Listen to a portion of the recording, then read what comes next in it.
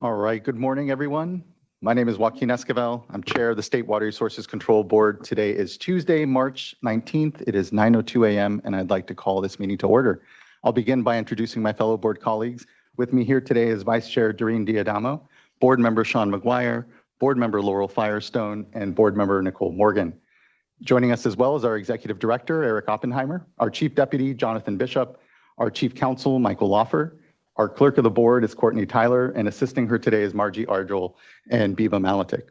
As you can see, this is a hybrid meeting. It is being webcast and recorded and has an in-person component. For those of you joining us virtually, you should be either viewing us through our traditional webcast at YouTube Live or the Cali PA website.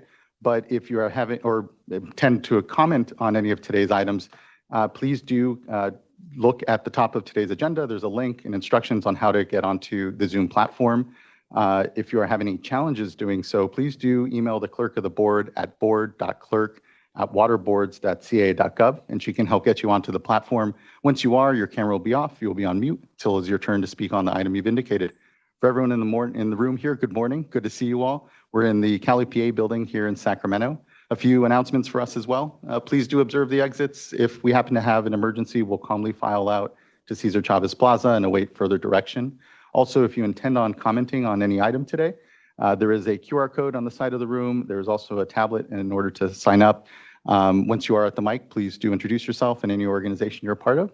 And lastly, please do silence any phone noise-making devices just so that we can have an uninterrupted discussion this morning. As we traditionally start, we'll begin this morning with public forum, and I know we have a number of public forum commenters. I think the first here is someone who is in person and would like to call up Mary Wood.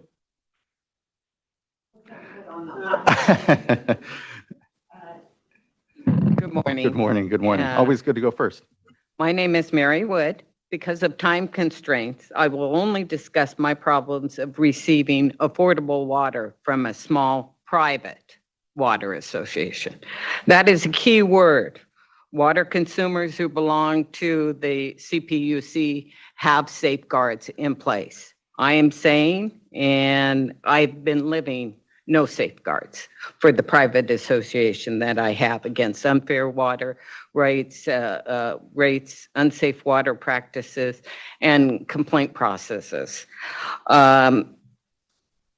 Personally, although treated professionally by local and state governing, there is not enough oversight, transparency, and enforcement. I have heard we don't get involved in personality conflicts, that we work it out between yourselves. We don't go to litigation and talk to your association. Well, when you're in the middle of a huge, huge legal dispute, there is no talking to these people, and there is no support from government agencies. The association accepts no wrongdoing, and they basically say, you sign the contract, you need to live with it. If your water purveyor is private, there needs to be statutory guidelines to ensure affordable, non-discriminatory, and sustainable water rights for all consumers. The private utility I belong to is located in El Dorado County. It is a simple gravity-fed, unmetered system. There are only 7 cabins. This is only water only. And my property, which is a restaurant and commercial, cabin. The water rate is 50-50. So I pay 50% of all revenue coming in yearly. They are charged, the cabin owners, $250 a year. I am a combined total charge $1,750. The same 50-50 rate also applies to special assessments. So I pay, if it was the same thing, $250. They pay $250. I pay $1,750. There is mostly it's just when they need money. They do special assessments. There's really no budget. There's no criteria. One of the persons says, "We need more money. We need $10,000 on our bank account." So basically, in my pursuit of safe and affordable water, I have paid various attorneys more than $60,000. I've had a lien on my property since 2017 and a half, when I stopped paying dues to force their hand to go to mediation. And no water to my restaurant since November 4th, 2020, after mediation, and they didn't want to go to arbitration. In addition, I reportedly owe the association $12,500 in dues, $10,750 in special assessments, which have been yearly since 2018, and $5,743 in interest, with a grand total of $28,324. Shockingly, during the same time period, the individual class customers paid only $3,327 for dues and assessments, all 7 years combined. Who will help me fight for my right for fair and equitable rate structure? It is my opinion, if there's no oversight, transparency, or enforcement during the creation of utility contracts and going forward, I will never have the right to safe and affordable water. Thank you for listening to me. Thank you for the time this morning, Ms. Wood. I really do appreciate you coming before the board and hear your frustration, certainly. As you noted, because it's a private water utility, the Public Utilities Commission is the most direct regulator of the system and some of these challenges. And I know they have more oversight over rates and have a public defender's office, I believe. So, I can look to our folks here. Please do. We can try to follow up as best we can if you're not necessarily getting responses from the PUC, but it is a little more in that lane. But I do appreciate you bringing your concerns and here speaking before the board about this. Next, I'd like to call up Conrad Fisher, who will be followed by Nick Jocelyn.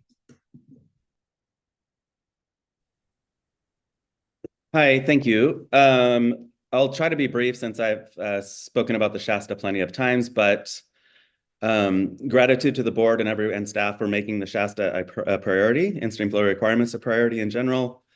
But despite these statements, the board hasn't yet set a timeline for what will happen next. So I guess I would just respectfully ask that the board hold a hearing this year, preferably on the sooner side, to formally make a decision on how it will manage flows in the Shasta River.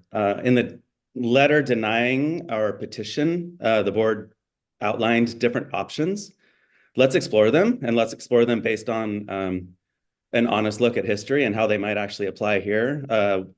Policy for water quality control, if that goes down the same path as the Bay Delta, we will be looking at decades of squabbling about what the science says, and at the end of the day, choosing a path of voluntary agreements or decreasing what the best available science said is necessary. We've seen in the Shasta and statewide collaborative or voluntary agreements are not working. So let's have an honest discussion, but regardless, make a decision soon. And whichever path the board chooses, I would also ask that we put in place some interim measures so that while the humans determine the best long-term solution, the fish at least get something that will prevent any additional extinction events of cohorts of coho or anything else. So let's look at both interim solutions and make a decision this year on what the long-term solution will be. Thank you. Thank you, Mr. Fisher. Really appreciate your time this morning addressing the board and continued advocacy on this issue. Thank you. Next, I'd like to call up Nick Jocelyn, will be followed by Amber Jameson and then David Webb. Hi, thank you. My name is Nick Jocelyn. I'm a fifth-generation resident in Siskiyou County. My family ranched in the Shasta Valley for about 160 years. When we folded, several forces were at play. Sometimes families just lose steam, and mine certainly did. But new regulations also made us stumble and fold. So I know exactly what it feels like to see new regulations on the horizon and fear for the future of multi-generational traditions. I never come to these board meetings because I have something against ranching. In fact, we still lease our mountain property, the neighboring ranch, to graze cattle. I've actually tried to communicate to other ranchers that we're in a time where tradition needs to transition to innovation. We live in a world with less water, and we simply cannot do things the way we used to do them. Even ranches with riparian rights will face never before seen challenges in a drier climate in the Shasta Valley, where the glaciers on the north side of the mountain are in dramatic retreat. The glaciers are the river and groundwater savings account, and that account is being tapped year after year while the glaciers shrink. We can't pretend that the current level of irrigation can go on without ranchers facing real hardship. And yet ranching is the last beneficial user to feel this hardship. Tribes have lost so much, it's almost incomprehensible. Commercial fishing and coastal communities have been devastated. Several species of fish are gone, and those that are still present are hanging on by a thread. We've seen astronomical amounts of money spent. By my rough tally, $100 million has been spent in the Shasta, and fish numbers hover near extirpation levels, and flows have regularly seen single digits. The emergency regs have prevented a total collapse, but we aren't anywhere near where we need to get to recover our ecosystem and the other beneficial uses that have been eliminated. New voluntary solutions don't have any natural backstop against failures because the ecosystem is simply so weak. We need a regulatory backstop that we can then build upon with innovative solutions. We can no longer pretend that spending money is helping. What's truthful and honest about the current situation in the Shasta is that ranchers are going to fail in the coming years, whether this board moves for permanent in-stream flow regulations or not. I would urge that the board really digest this somber reality, but also acknowledge the losses that have already occurred for tribes, coastal communities, and the fish. Society should no longer be willing to burden multiple segments of our population so that one group remains whole. There has to be equity. We need the board to act definitively on a timeline for permanent in-stream flow protections for the Shasta before it's too late for fish and the people who rely on them to recover from the current conditions. Thank you. Thank you, Mr. Jocelyn. I appreciate your time this morning addressing the board. Next, I'd like to call up Amber Jamison, be followed by David Webb, and then Kimberly Burr. Hi, thanks for this opportunity. My name is Amber Jamison, Water Advocacy Director with the Environmental Protection Information Center.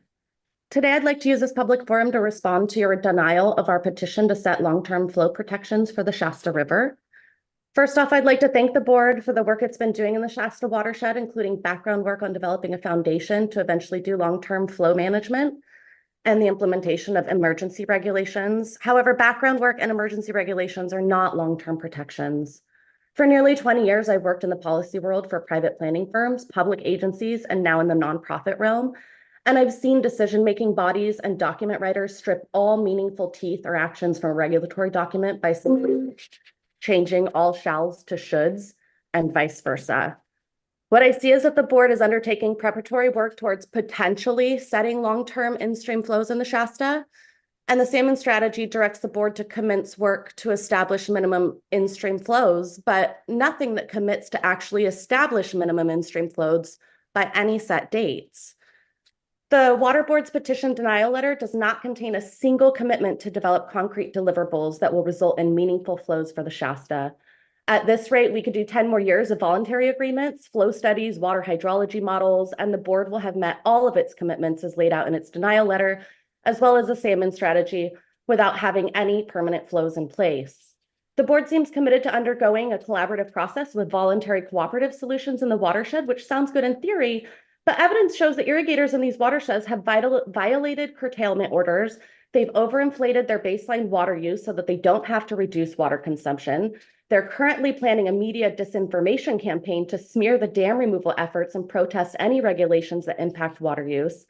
And in fact, today they're going to the Board of Supervisors for Siskiyou County and asking for an emergency declaration so that they can get more money for the dams coming out, even though it was anticipated for nearly a decade. Last I checked, not a single irrigator has registered for the local cooperative solution program because none of them want to commit to installing water meters. What does this tell you? They don't want to cooperate. And in the meantime, the board is deciding what it can do without any concrete commitments, and the salmon populations are dwindling. I imagine that the board is familiar with the Mill, Deer, and Antelope Creeks, where for years the water board has attempted LCSs and voluntary agreements to no avail. And finally, in February this year, CDFW wrote a letter to the water board essentially stating that CDFW has been unable to achieve any results with voluntary agreements with water users. And therefore, as the state's trustee agency for fish and wildlife, CDSW has asked CDFW has asked the Water Board to use the flow recommendations to inform a long-term flow setting project, which is exactly what's needed in the Shasta River. I still can't figure out why coho populations are not being monitored in the Shasta, given that they're listed under the Endangered Species Act. But with public funding from CDFW and the Wildlife Conservation Board going to lining ditches instead of managing endangered species, it's becoming very clear that these are political decisions and not based in science or policy. We've asked the OAL if the Water Board is correctly understanding the Office of Administrative Law's finding as described in the petition denial letter, inferring that the OAL memo indicates that a final result must occur within 30 days or the petition must be denied. And according to Stephen Escobar, senior attorney for the OAL, he said, quote, "In no way should our response to that petition be interpreted as preventing an agency from adopting regulations requested pursuant to Government Code Section 11340.6. In closing, I request that the board hold a hearing this year to formally make a decision on how it's going to manage flows in the Shasta, including timelines, milestones, and deliverables. Thank you for this opportunity to address the board and for considering this action to address these items in a time-sensitive matter. They're integral to the survival of one of the last wild runs of ESA-listed coho salmon in the region. Thank you. Thank you very much. Really appreciate your time and comments this morning, Ms. Jameson. Next, I'd like to go to David Webb, be followed by Kimberly Burr, then Drew Hunt, and Debbie Peterson. Thank you, board members. I'd like to also speak briefly to the recent staff decision to deny the flow setting petition, which we recently filed with you. While we have all heard and truly appreciate both the board's statements and, more importantly, its actions of commitment to providing in-stream flows for the Shasta, but despite that, we felt then and we still feel now that taking more formal board action on our petition is an important step that needs to be taken. In their denial letter, the board staff noted that they were working on the emergency curtailment. Yet we know that is year to year, and that seldom does the governor make a drought proclamation. It's wholly unreliable for something that is needed permanently. They also alluded to various alternative processes, none of which were well defined, nor are any of them backed up at present by either timelines or mandated in-stream flow backstopping. We cannot expect those alternative procedures to work without having a commitment behind them that says one way or the other, we will meet some minimum. And finally, they pulled the seeming wild trump card, a finding by the OAL on an unrelated petition by the Water Board that the Water Board staff, basically an unrelated petition not from the Water Board, that Water Board staff interpreted as essentially saying the public has no right to petition its government for a redress of grievances that take more than 30 days to resolve. And since that was impossible, staff had to deny our petition. Our state constitution guarantees us that right of petition. In my subsequent communication with the Office of Administrative Law in the last few weeks, they deny that their decision precluded consideration of complex matters requiring more than 30 days to resolve. What Stephen Escobar wrote, as you just heard from Amber, was that in no way should our response to that petition being the one from the State Gaming Commission, be interpreted as preventing an agency from adopting regulations requested pursuant to a Government Code Section 11340.6 petition. OAL is apparently not as comfortable with denying us our constitutional rights as is being claimed. In the denial letter, board staff accurately noted that the Water Board began working in earnest on flow setting in the Shasta in 2014. 10 years with nothing even viewable by the public is hardly reassuring.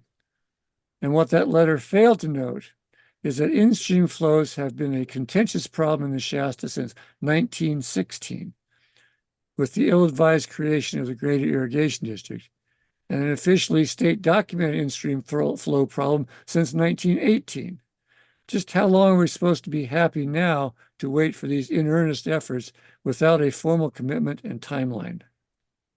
There are other considerations that should not be ignored. The SGMA process, one also unfortunately in your laps, requires groundwater to be managed in part to not impact surface flows. For most of the state, that groundwater surface interaction is so far in the distant past as to be no longer relevant. Not so in Siskiyou County, where groundwater discharge is the foundation of not only in-stream flows, but also for meeting surface water diverters' water needs. Without an indication of the magnitude of surface flows, SWRCB planning for groundwater management can and is only targeting the dried up river conditions of pre-2019. The SWRCB train is leaving the station and in-stream flows are not on board. Groundwater management to protect surface flows needs to be integrated into planning as soon as possible, even if only to meet interim guidelines that need to be established by means similar to what has been done with cannabis diversions. And finally, there's the matter of your reputation. As you no doubt know, Siskiyou County collectively seems to have a problem with authority. As a state board, you relied on a drought declaration to set in-stream flow in 2021 that was higher than what had been seen in anyone's living memory, wet year or dry. We really applaud that.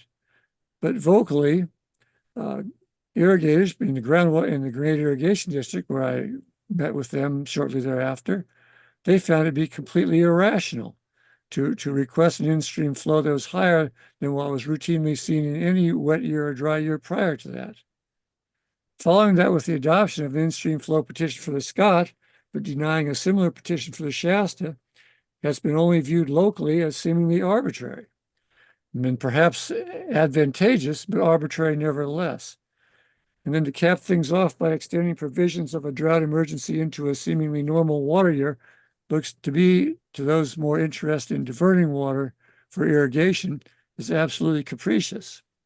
We need to take a firm and consistent stance, demonstrating that in-stream flows are an essential component of the public trust and will be protected.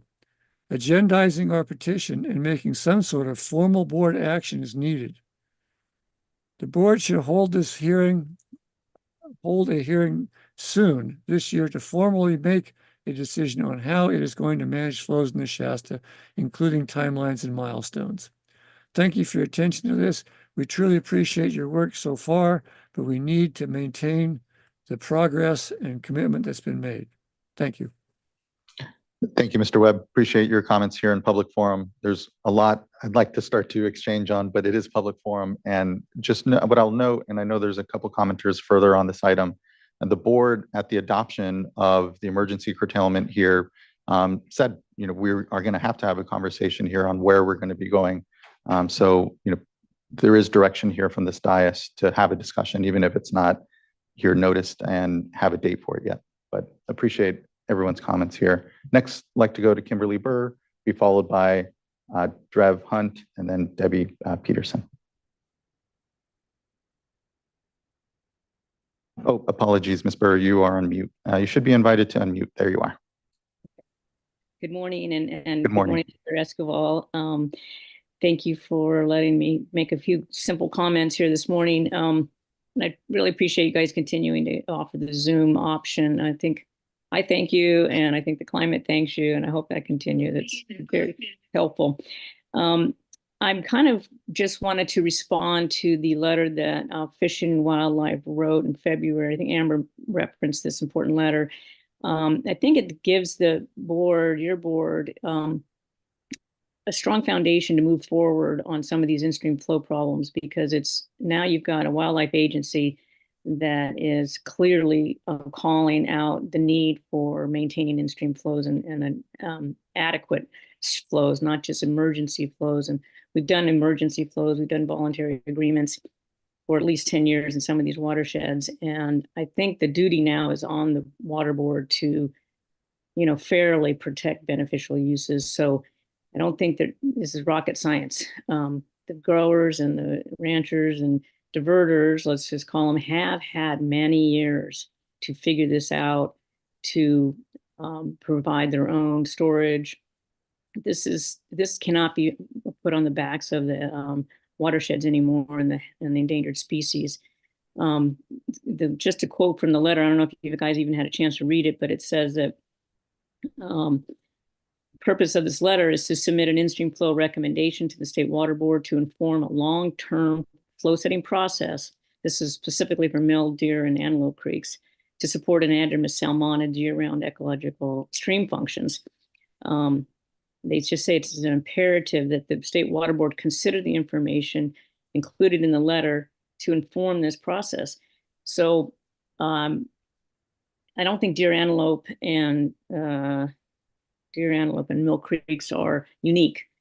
We have the Shasta, we have Green Valley Creek in Sonoma County on the Russian River. These issues are old, and the fish are basically on their last legs. So we're really counting on you guys to work with the other agencies to leverage these types of findings and move forward this year, and not rely on emergency regulations or voluntary agreements, but to say that this is what the in-stream flows should be, and all water diverters need to do their part. So I appreciate you guys taking that to heart, and let's move forward now and not kind of be too sympathetic to people who've had decades to conform and to help us all help the fish. Thank you, and I hope you have a great meeting, and appreciate your time. Appreciate yours as well. And thank you for your comments here in public forum, Ms. Burr. Thank you. Next, I'd like to go to Drev Hunt, be followed by Debbie Peterson. And I believe our last commenter this morning will be OSHA Meserve.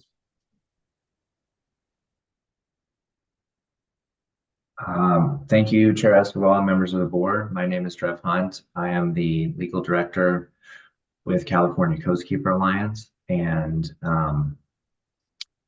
usually you'd be seeing Cody Phillips, as you all know, but he's at the legislature today doing important work over there, including supporting budget change petitions and other actions that the State Water Board has been requesting in order to do some of this important work that other folks today have been talking about on the Shasta River and on the Scott.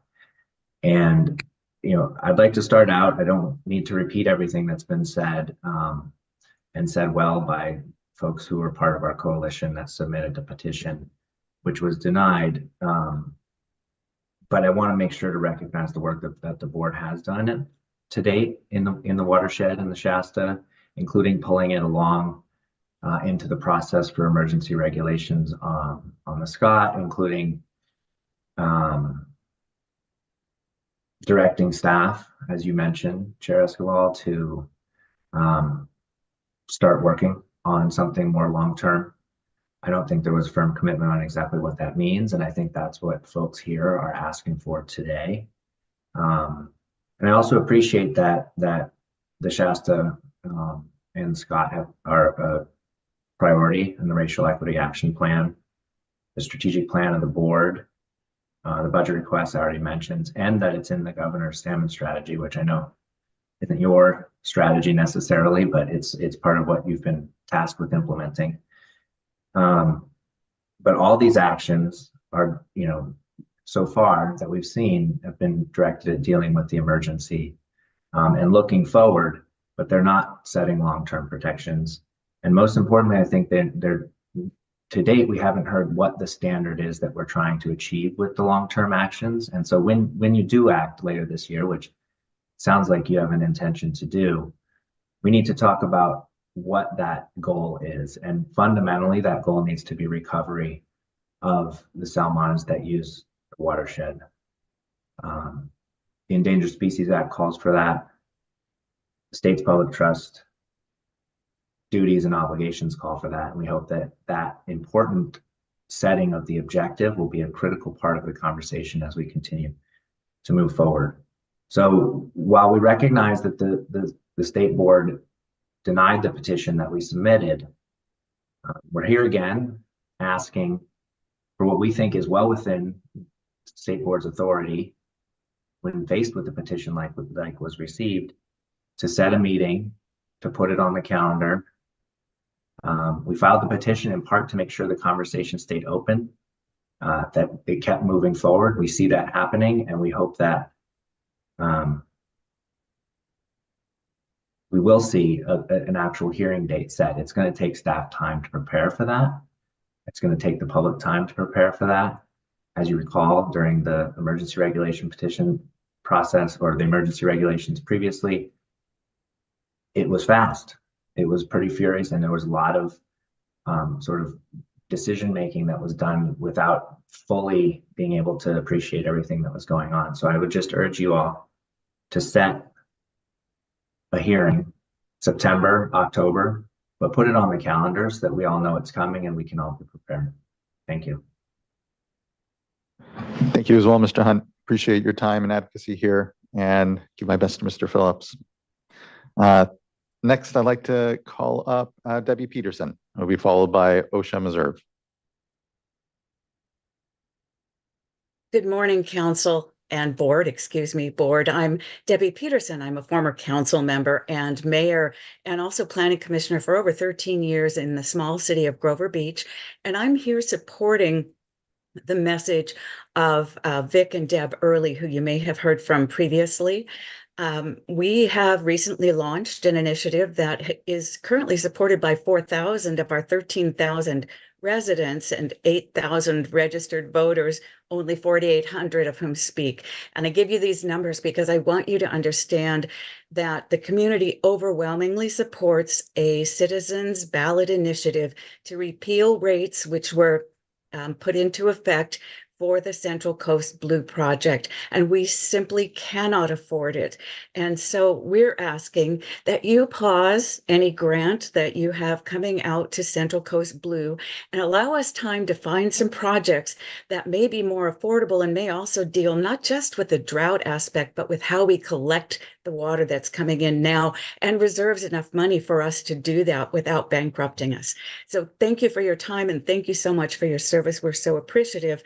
And I don't know if I said, but I am representing Grover H2O, which is the committee that has launched the initiative with the community. Thank you so much. Thank you, Ms. Peterson. Appreciate your time this morning. And I believe our last commenter here will be OSHA Meserve. Good morning. Can you hear me all right? We can. Good morning. Hello, I'm OSHA Meserve, and I represent various entities in the Sacramento and Bay Delta region, including local governments, water districts, reclamation districts, and community groups. And I wanted to comment very briefly on a procedural issue that I wanted to bring to the board's attention. And that is that there's multiple water rights proceedings right now going on at one time with overlapping deadlines at the water. And in particular, there's protests due on the Delta Tunnel petition for change on April 29th. And then on that same day, for the site's water rights hearing, the list of case in chief witnesses are due on that same day with the actual case in chief exhibits due shortly thereafter. And both these proceedings are of great importance to folks who are working on Delta issues and flows and the health of the Delta. So I just want to point out to the board and staff that many of the same entities, including nonprofit groups, small professional offices, whether they be consultants or attorneys, are working on both of these matters. And it's very difficult to have deadlines fall on the same day like that. And it inhibits public participation fully in these very important proceedings. So I would respectfully ask the board and staff to carefully review its deadlines for hearings to ensure that the interested public is not unfairly precluded from participation by being jammed with deadlines. And I understand the water board itself may have different hearing teams for these matters, but stakeholders do not likely. So I think there should be a reasonable accommodation without overlapping deadlines for these two proceedings in particular, and in general to make sure that this doesn't happen, especially in the same watershed, which the Delta obviously is huge, but these are both Bay Delta issues. So I would suggest that the board and its staff consider, for instance, extending the tunnel protest deadline so that it doesn't overlap so much with the site's deadlines to allow full public participation. Thank you.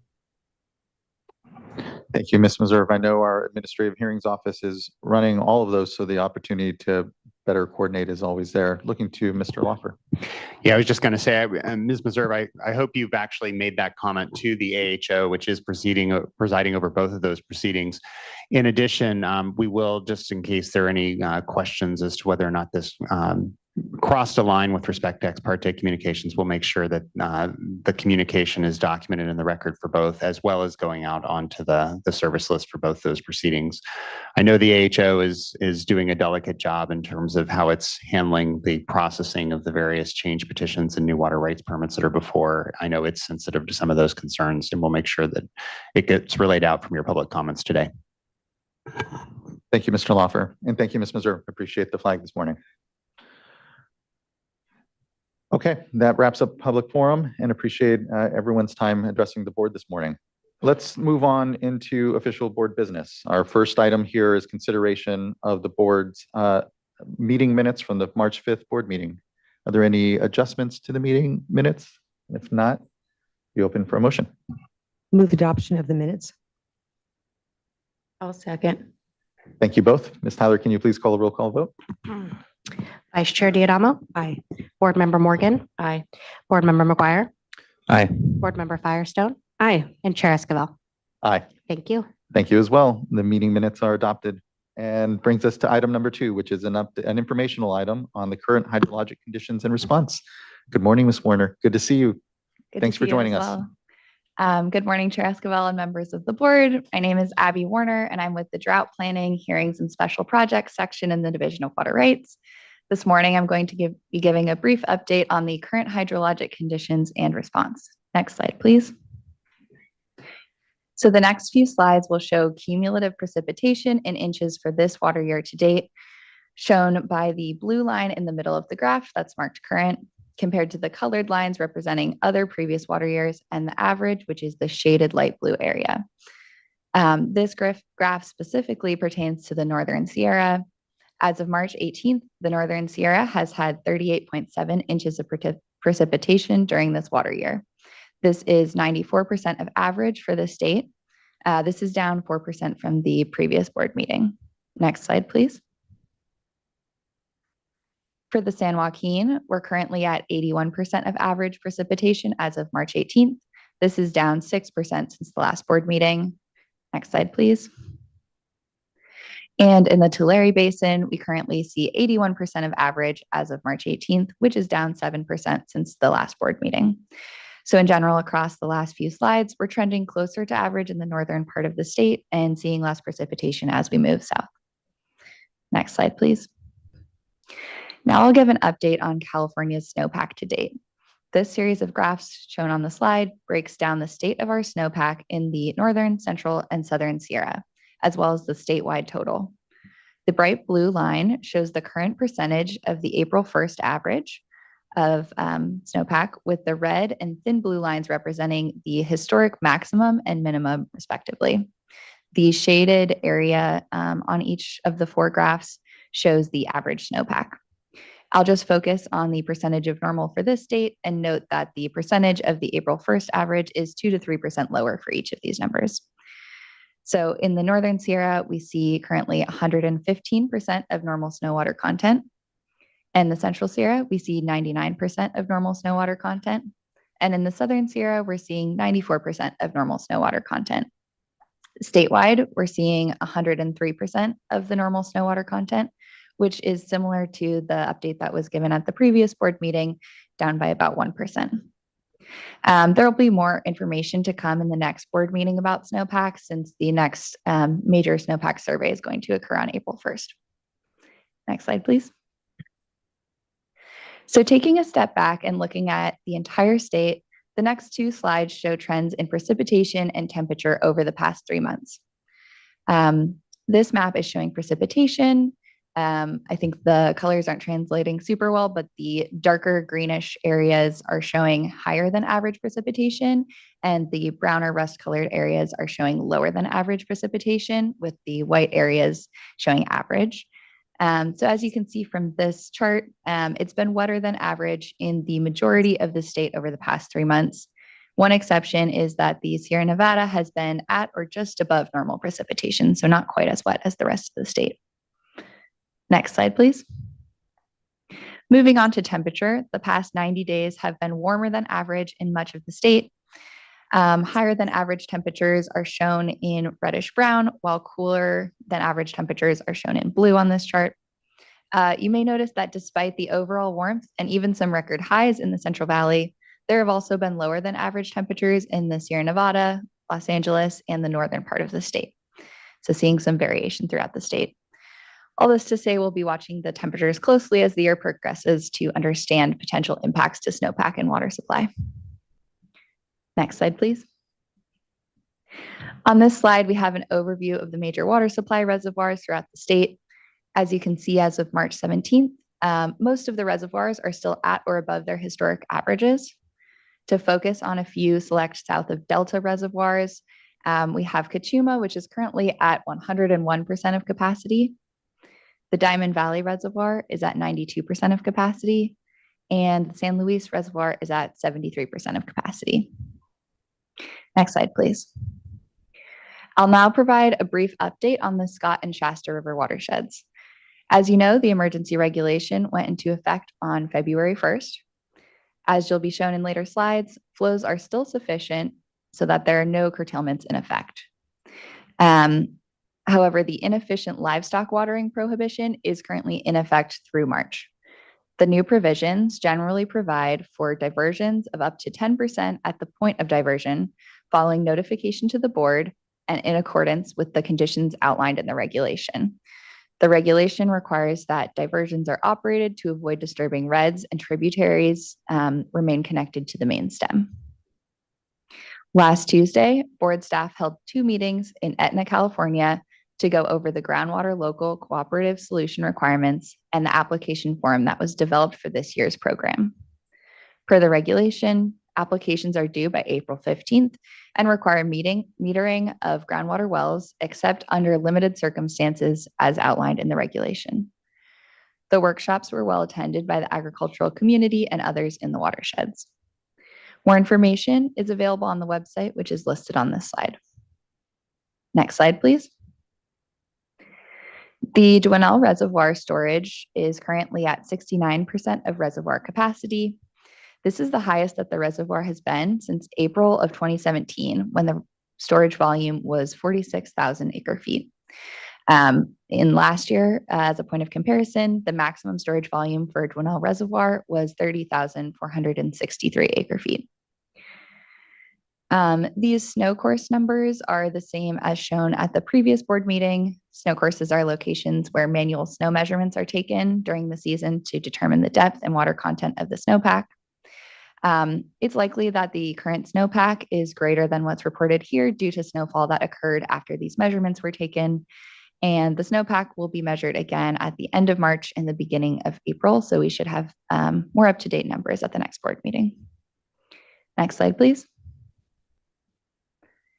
Here we have the hydrology for the Scott River since the start of the water year on October 1st, 2023. The blue line is showing flows at the Fort Jones gauge. The red line shows the emergency regulation flows, and the green bars show precipitation. As you can see, flows remain above the minimum flow requirement of 200 cubic feet per second. As of this morning, flows at the Fort Jones gauge were 808 cubic feet per second at 6:30 a.m. Based on the California-Nevada River Forecast Center ensemble model for the Scott River, flows are predicted to remain well above the minimum flow requirement for the next 10 days. Next slide, please. Here is the same slide for the Shasta River, looking at the flows at the Wairika gauge. As of this morning, flows at that gauge were 193 cubic feet per second at 7 a.m. Next slide, please. Lastly, I'll give a brief update on where we are so far with groundwater recharge temporary permits. We've received 10 permit applications to date this water year.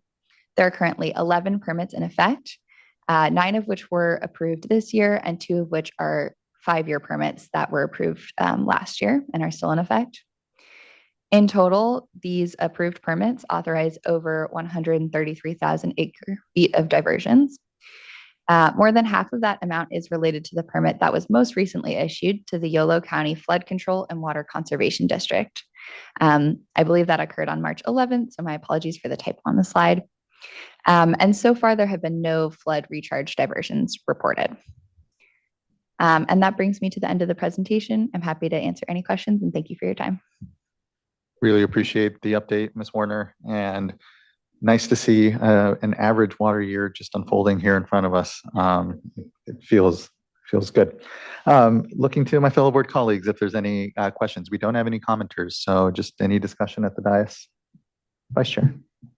Just a couple of requests. Thank you for the report. It's comprehensive and really good, and the overall good news. So just a couple of requests on recharge permits. I know that we've talked about this at the last meeting and looking to get some additional information, kind of a comprehensive view. And so Mr. Oppenheimer, I think, will be determining, when, how, and in what form, whether it's an information item or through the executive director's report.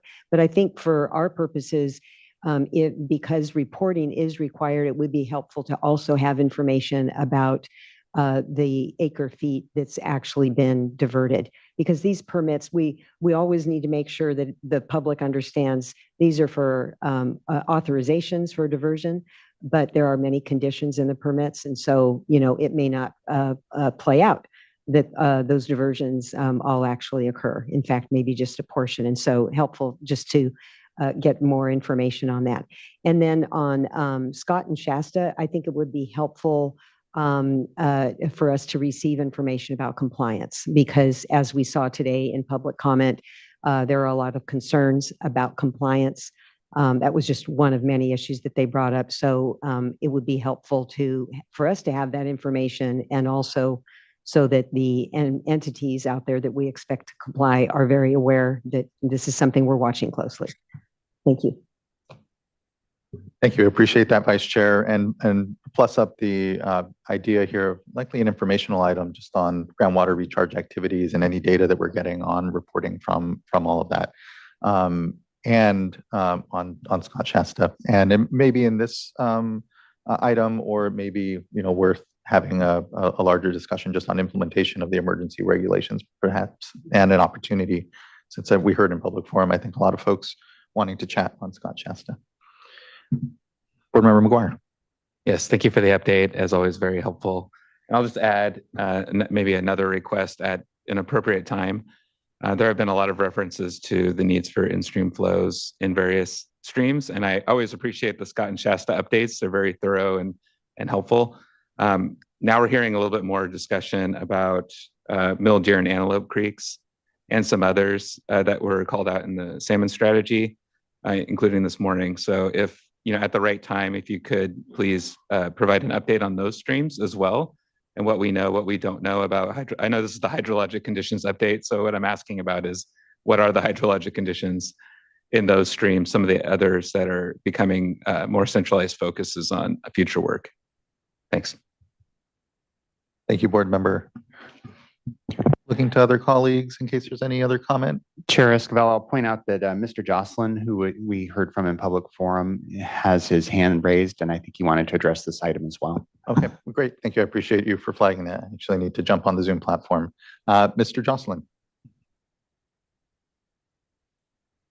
Hi, thanks for letting me chime in on the hydrologic update. I was just wanting to mention about the Scott and the Shasta update.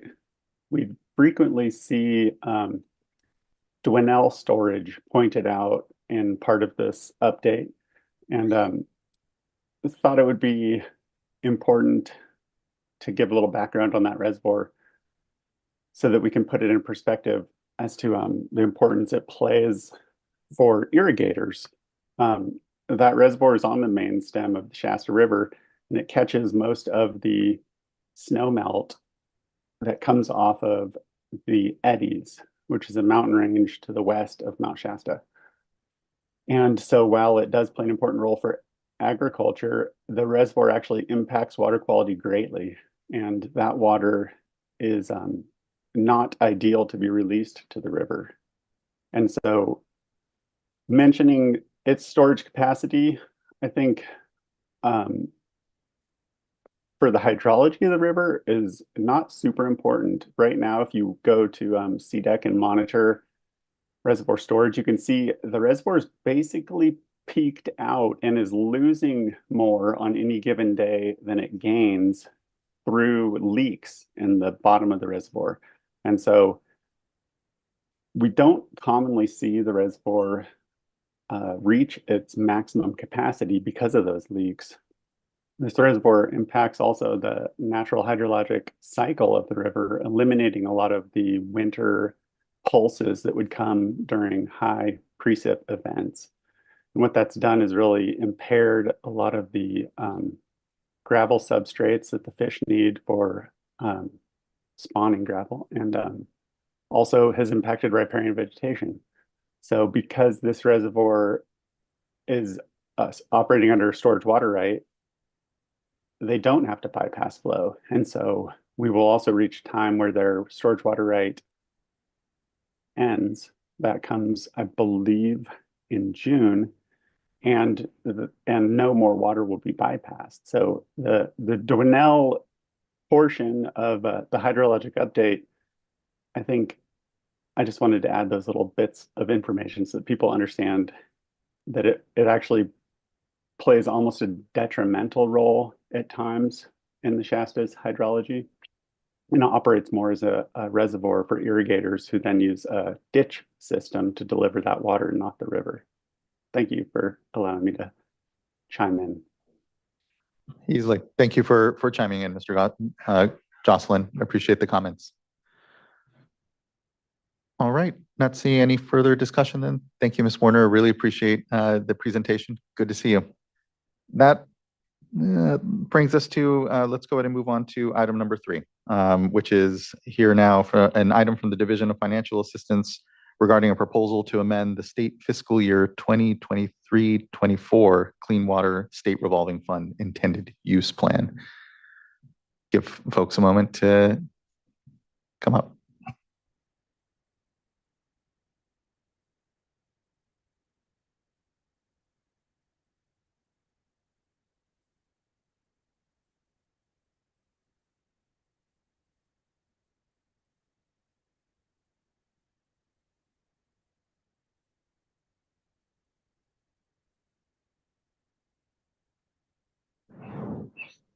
Good morning. Good morning. Good morning, Chair Esquivel and members of the board.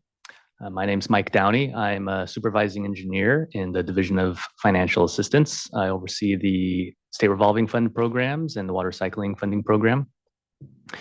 And like you mentioned, we wanted to bring this item before you today. It's a proposal to amend the Clean Water State Revolving Fund intended use plan. That's the current intended use plan for the 2023-24 state fiscal year.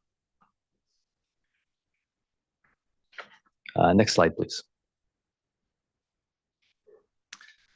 That amendment is very specific. It is to provide the Deputy Director of DFA with discretion to reduce the maximum water recycling construction grant. This is something that we're not very excited to do, but I'll explain why we're proposing it on the next slide. This is a snapshot of the current intended use plan, and the water recycling funding program guidelines set out how to calculate the construction grant amount. It's set at 35% of the estimated construction costs, up to a maximum amount of grant that's to be determined in the intended use plan. So in the intended use plan, we kind of recap that and then set that maximum grant amount. So the current intended use plan set the maximum grant at $15 million per project. And I'll note that we've decided to do that on an annual basis so that we can set the grant amount based on the amount of grant funds we have available and the time frame we have to appropriate those grant funds. So when we adopted this intended use plan in September of last year, we had around $300 million in water cycling grant funds to be committed. Next slide, please. You don't need to read all of these footnotes, but footnote 56 is what we're proposing to amend. Footnote 56 states that the Deputy Director on a case-by-case basis could increase that maximum grant amount for small disadvantaged communities, consistent with the way we calculate grant amounts for small disadvantaged communities for other project types. So what we're proposing is to amend that footnote to also give Deputy Director authority to set a lower grant maximum based on the available funds. And that may sound a little bit vague, but I will explain why we have it set up that way. Next slide, please. So we started the intended use plan and set our grant maximums because we had over $300 million in water cycling grant to administer. Those funds were mostly from the budget acts of 2021, 22, and 23. And the governor released his proposed budget for state fiscal year 24-25 in January with a proposal to reduce the amount that's already been appropriated to the State Water Board for these purposes by 174 million, and then also delay another 100 million. So essentially when that proposal came out, it did freeze those accounts. And so that's 275 million that we do not have access to at the moment until we see what happens in an adopted budget for state fiscal year 24-25. And that won't occur until June at the earliest. So that results in the funds that we have available to commit, a little over $4 million from Prop 1, a little under $2 million from Prop 68, and that leaves $32 million in general fund remaining. So about $38 million, a far cry from where we started this intended use plan. And so frankly, that's not enough to award $15 million per project to the projects that are on the fundable list that we're anticipating receiving some grant funding to support their water recycling projects. Next slide.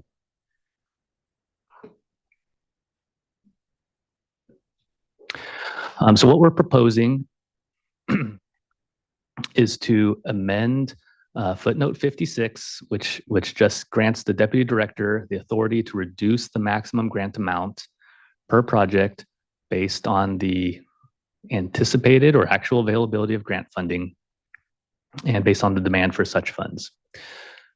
The reason we're doing this now and not in next year's intended use plan is because we do have 32 million in general fund that we believe we can commit now to projects that are ready. And it's at least my impression that the cuts to the general fund for water cycling could be further than what is being proposed by the governor. So we're feeling the urgency to commit and encumber the remaining funds right now. So per the guidelines and intended use plan, we would need to commit to the maximum amount to probably the two most ready projects. And that would leave a big hardship for the remaining projects that we're anticipating some grant funding to move forward with their water recycling projects. So that's the reason that we're bringing this before you today. We want to commit and encumber funds to projects in the next few weeks so that they are encumbered prior to the end of the fiscal year. We are proposing that the maximum planning grant amount remains the same. And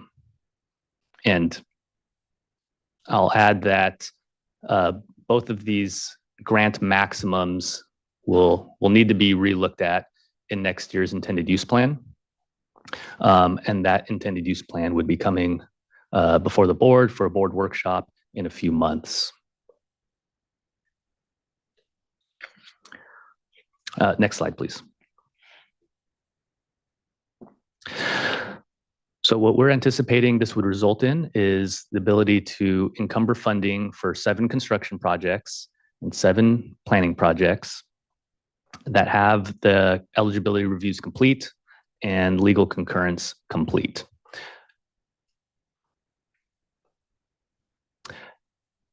So contemplation of future grant maximums, as I mentioned, would be in next year's intended use plan.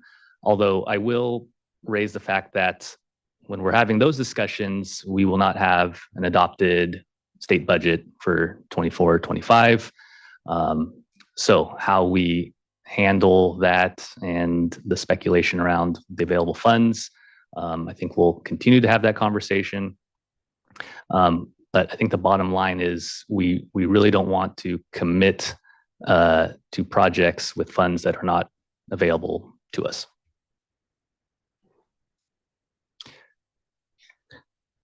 Next slide, please. All right, we've gotten lots of interest from our partner stakeholders. And so I'd like to recap some of the comments that you all may have received and how we're contemplating those or incorporating them into this item. So we heard from plenty of agencies that they're opposed to grant reductions because water cycling projects are expensive and need additional funding to make them viable. Definitely agree with that analysis. Our proposal is to be able to continue to provide funding to as many projects as possible that were already prioritized and on our fundable list. And this proposal will spread the funds to 7 projects instead of 2 projects. We had comments that the Deputy Director's authority to reduce the grant maximum should be confined to the 23-24 intended use plan. Agree with that. This amendment is just for the 23-24 intended use plan, and not anticipating that we would include that in the 24-25. But when we put the 24-25 intended use plan out for public comment, we can evaluate and make sure that that language is correct. We've received comments that the minimum grant award should be no less than $5 million. I know there's a bit of nuance there. Not every project is eligible for $5 million because it's a percentage of the estimated construction cost. But I believe the comment is the maximum grant should be $5 million. So what we're trying to still provide that maximum flexibility. I think the exact numbers on the available funds, we have a pretty strong feeling of what that is, but we've had continued discussions with DOF and others on this proposed budget. And really our goal is to make sure that we commit all of the general fund this fiscal year. Right now with the projects that we've identified, it would be the projects that were eligible for $5 million would be getting $5 million. So that would be a minimum without stating it as a minimum and kind of tying our hands at the last minute trying to encumber these funds. Hopefully that made sense. So just to clarify, so the projects that were eligible for 15 million initially would now potentially be in the $5 million range. Is that right?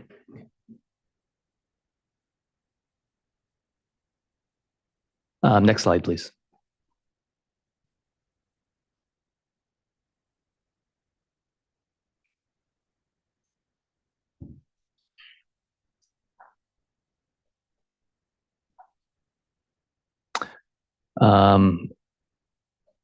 Preserve 15 million grant max for projects on the fundable list.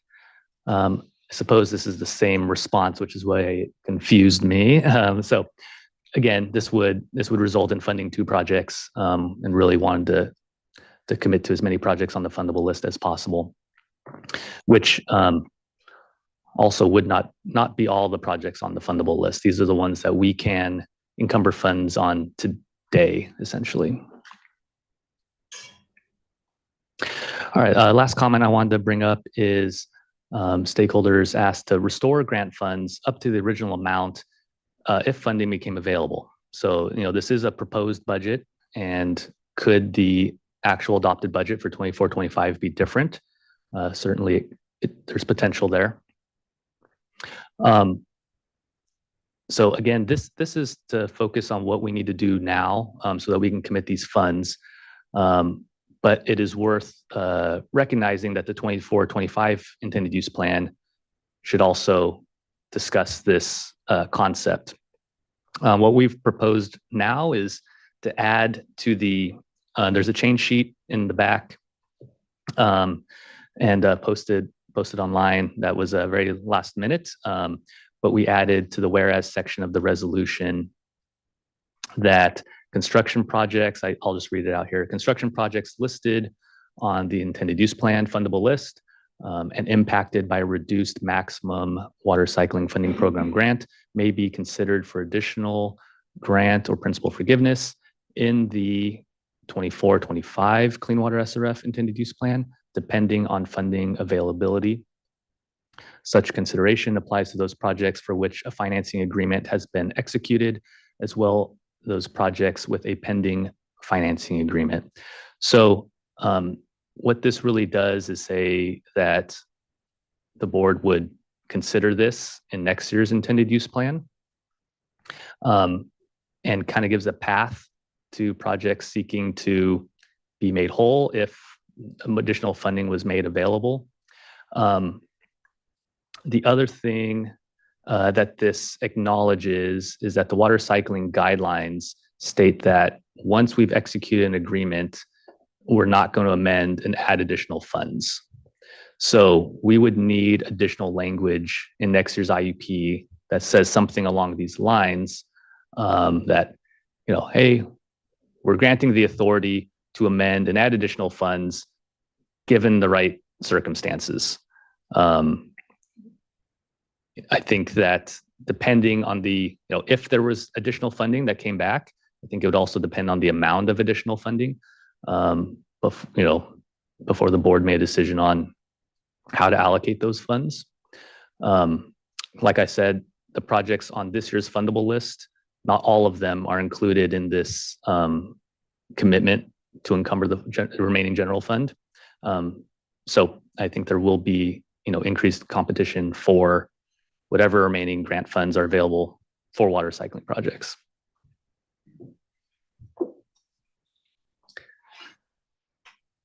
And with that, I will field any questions. Thank you, Mr. Downey. I know it's not easy, especially I'm well aware how these grant dollars are sometimes make or break for recycling projects and their affordability for a number of communities out there. So it's not easy for us to have to adjust, but we're here having to contribute to what is a budget deficit, a real challenge out there. So appreciate everyone's, you know, patience, and especially the project proponents around us having to here adjust what we're able to provide.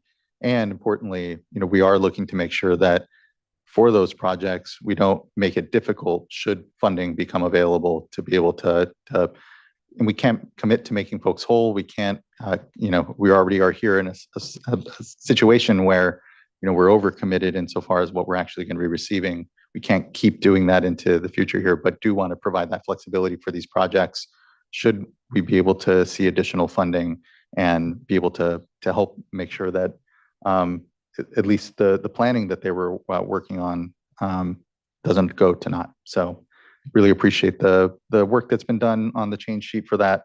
I know we have about 10 commenters, but before we go to them, looking to see if any of my fellow board colleagues have anything they want to ask or say here at the top. Okay, seeing none, let us go first to Beth Olhasso, be followed by Deborah Ann Early, and then Victor Early and Jared Voskel.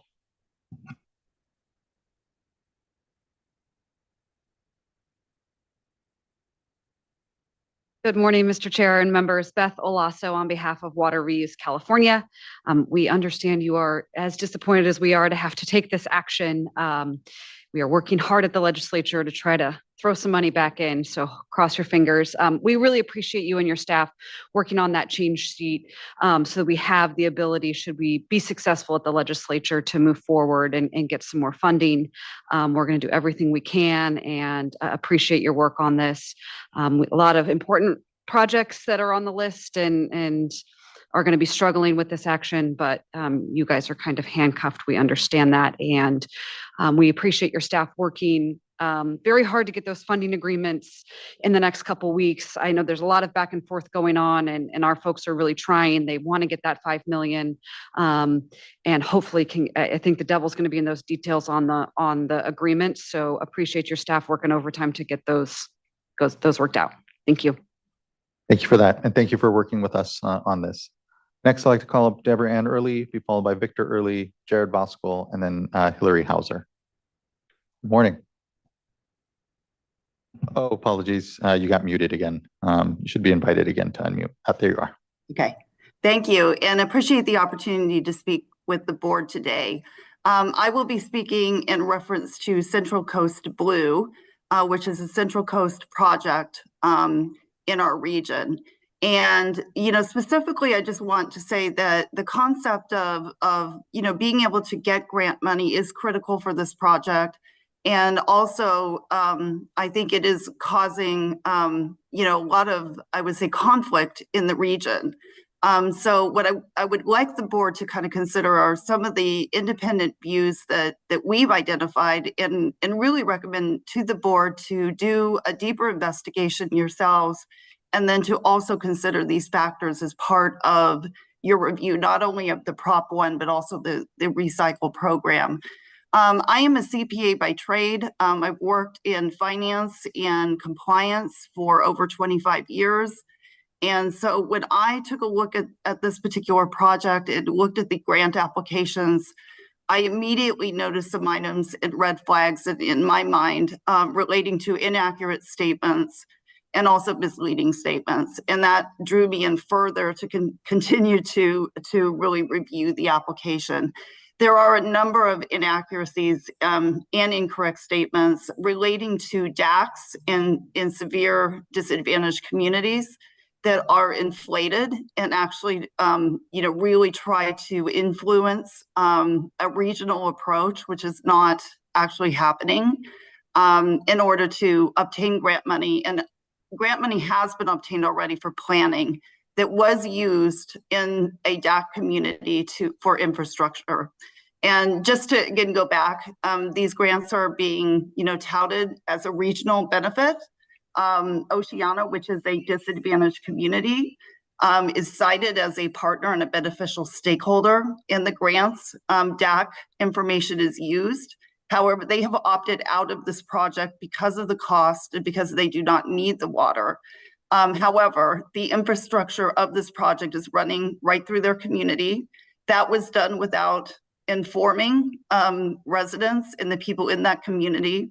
So that is starting to rise up to the top. The actual project, we were at a CCB meeting last night, is on pause. The costs have grown 50% in a year, and they have identified the need for community involvement because of many of the issues that I'm describing. To make matters worse, the allocation of the water rights or the water use is actually, through this project, getting moved over from a disadvantaged community into a more affluent community.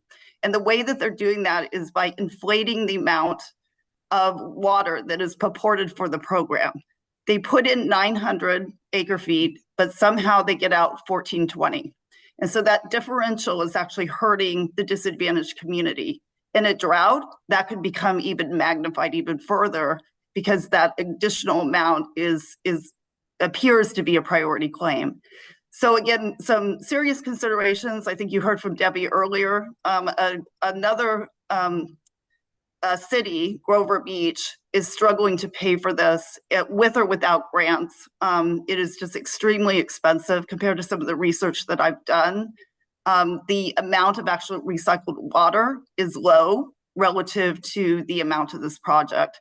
So again, just kind of recommend to, take this DAC information, which I think is significant and problematic, into consideration as you continue to look at the funding. And in particular, understand, again, grant funds could be good. They could be good for certain projects. we ask you to enforce that your applicants are including true, accurate information and include full conflicts of interest. Thank you.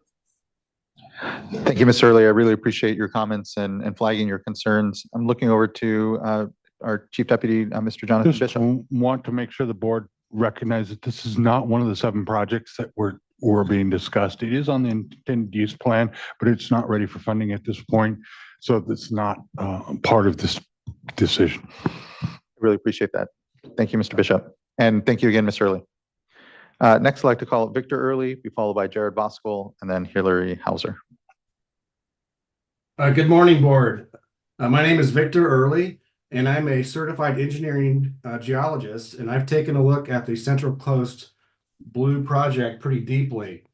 And this project is being touted as a regional water recycling project. However, they've reduced the number of injection wells from 5 down to 3, and those 3 injection wells are along the coastline, and they're clustered near a Pismo Beach production well to allow them to pump more.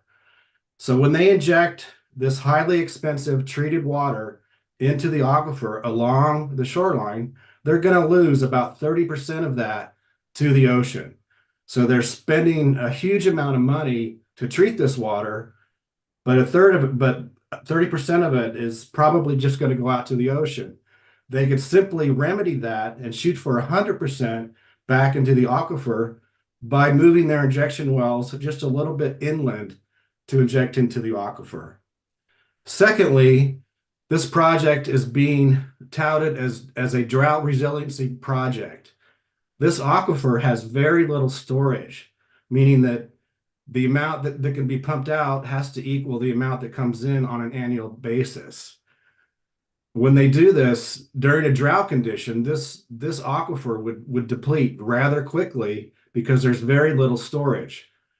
And they're trying to sell this project to the community as drought resiliency, and that's just not correct in my view.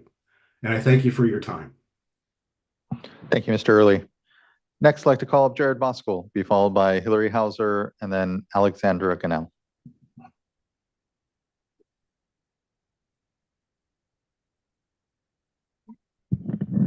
Hi, good morning. Jared Voskuil on behalf of CASA, the California Association of Sanitation Agencies. CASA represents over 130 wastewater agencies that provide the collection, treatment, resource recovery, and recycling of wastewater. We appreciate the opportunity to comment this morning, and kind of given this situation, the discussion we're having here in this meeting about this, we would just want to confirm that we recognize you're been dealt an unfortunate situation, and trying to manage it. Has you all have done an excellent job in communicating with us on this. Seeing on your slides that only 2 projects were going to get it, but the way this authority will allow you to get it to 7 projects potentially really reiterates your interest in doing what we can for water recycling. That additional change sheet modification also, we feel like, is the other side of that, kind of really opens the door to ensure if funding's available, these projects that are impacted will still maintain that benefit. And so we think that's commendable, and we recognize that. I'll also note we do have members testifying today, and they can share about what these impacts do mean for them. Not that it's lost on you all, but just that we think it's important for them to relay what they go through every year locally to plan on these projects. And so having these types of shifts, they can communicate that impact. But in this instance, we certainly recognize and know this is not the board taking this away. This is the board being an excellent steward of what they do have to provide that to these projects to realize these goals. So with that, thank you for your time. Really appreciate that, Mr. Voskuil. Appreciate the engagement and continued advocacy around this important investments. Thank you. Next, I'd like to call up Hillary Hauser, be followed by Alexandra Ganell, Jesse Kane, and then Jeff English.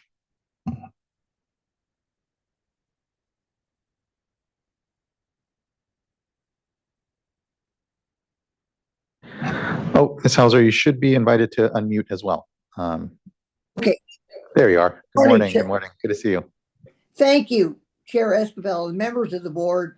Hillary Hauser, the Executive Director of Heal the Ocean in Santa Barbara. And we really cherish our 20-year relationship with the state board on everything from ABA 5 development of septic regulation, input into the GeoTracker program, and mainly our work with the board on recycled water. And the issue before you, the cutting of projects and funds from your list, we can understand the situation, but I really want to urge the board to leave the Carpinteria Valley Water District and Sanitary District CAP program. It's on this list. It just can't, because it's so important, this project, not just to Carpinteria Valley, but to the entire South Coast as a water supply, because it's not just for Carpinteria, it's for the region.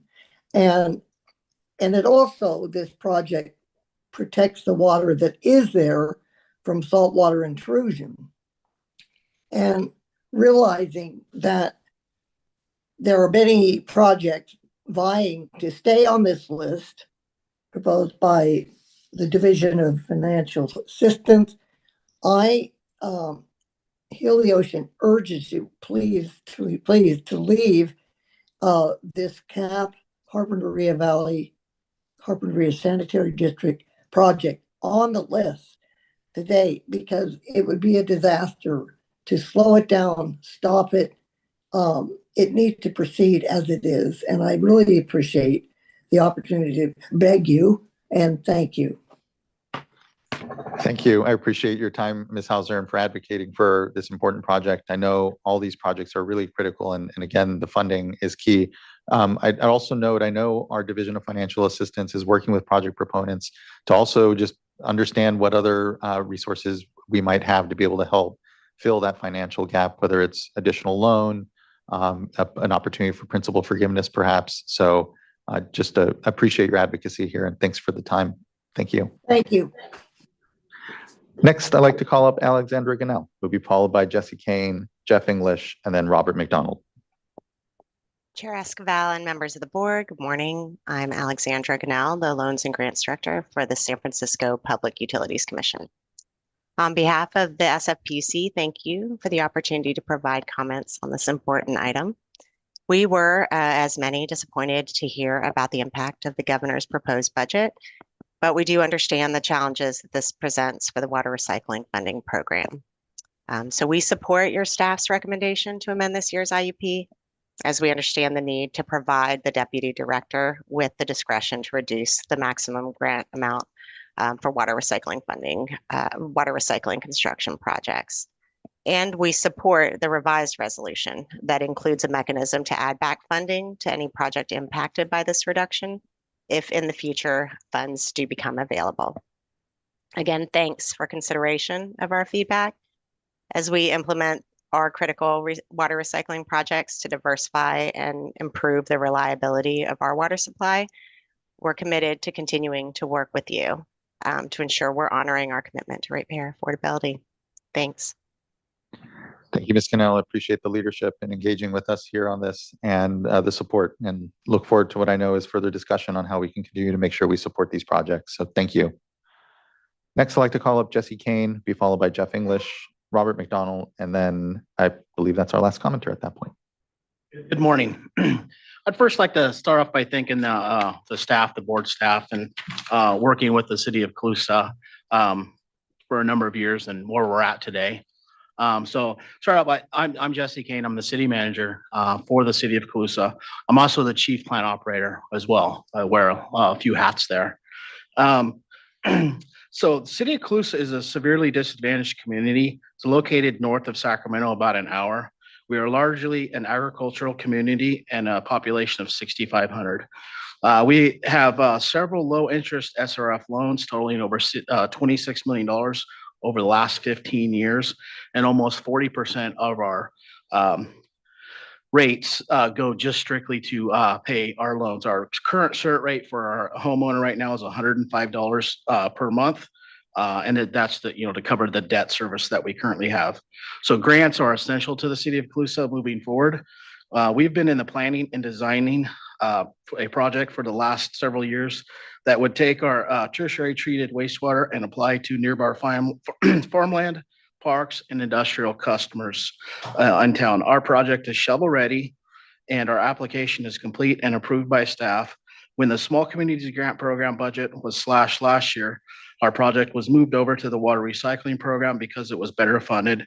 And now these cuts will likely jeopardize our ability to fund and launch this entire project. In our last updated project, we had to increase our rates to over $105. The current city of Colusa rates are over the 2% median household income. And I don't see any projects on the fundable list today that's been talked about that any of them are looking at raising the rates to make the project happen. So I know the board has a priority to fund disadvantaged communities like Colusa, and I can tell you firsthand that this last year's cuts to small communities grants and now these cuts to the water recycling program make it difficult for us and others to launch these needed upgrades. Low or no interest loans cannot fund these projects alone. Small disadvantaged communities like Colusa can't generate much capital off of rates. So yeah, that's pretty much, I just wanted to, kind of point that out where we're at. And I believe we're one of the 7 on the list. And the staff has been really good working with us and seeing what we can do and get stuff done. So that's it. Well, thank you, Mr. Kane. I appreciate your local leadership and ensuring that, I know, like you said, you wear many hats. I know for our smaller systems, there's these grant dollars are make or break for the affordability of water in communities. So I appreciate you coming forward, appreciate that leadership, and do know, again, the Division of Financial Assistance, as you've said, we're here to work and try to figure out how best to make sure these projects go forward. And importantly, we keep an eye on the issue of affordability in our communities for sure. So thank you. Really appreciate that leadership. Next, I'd like to call up Jeff English, and then our last commenter here, I believe, is going to be Robert McDonald.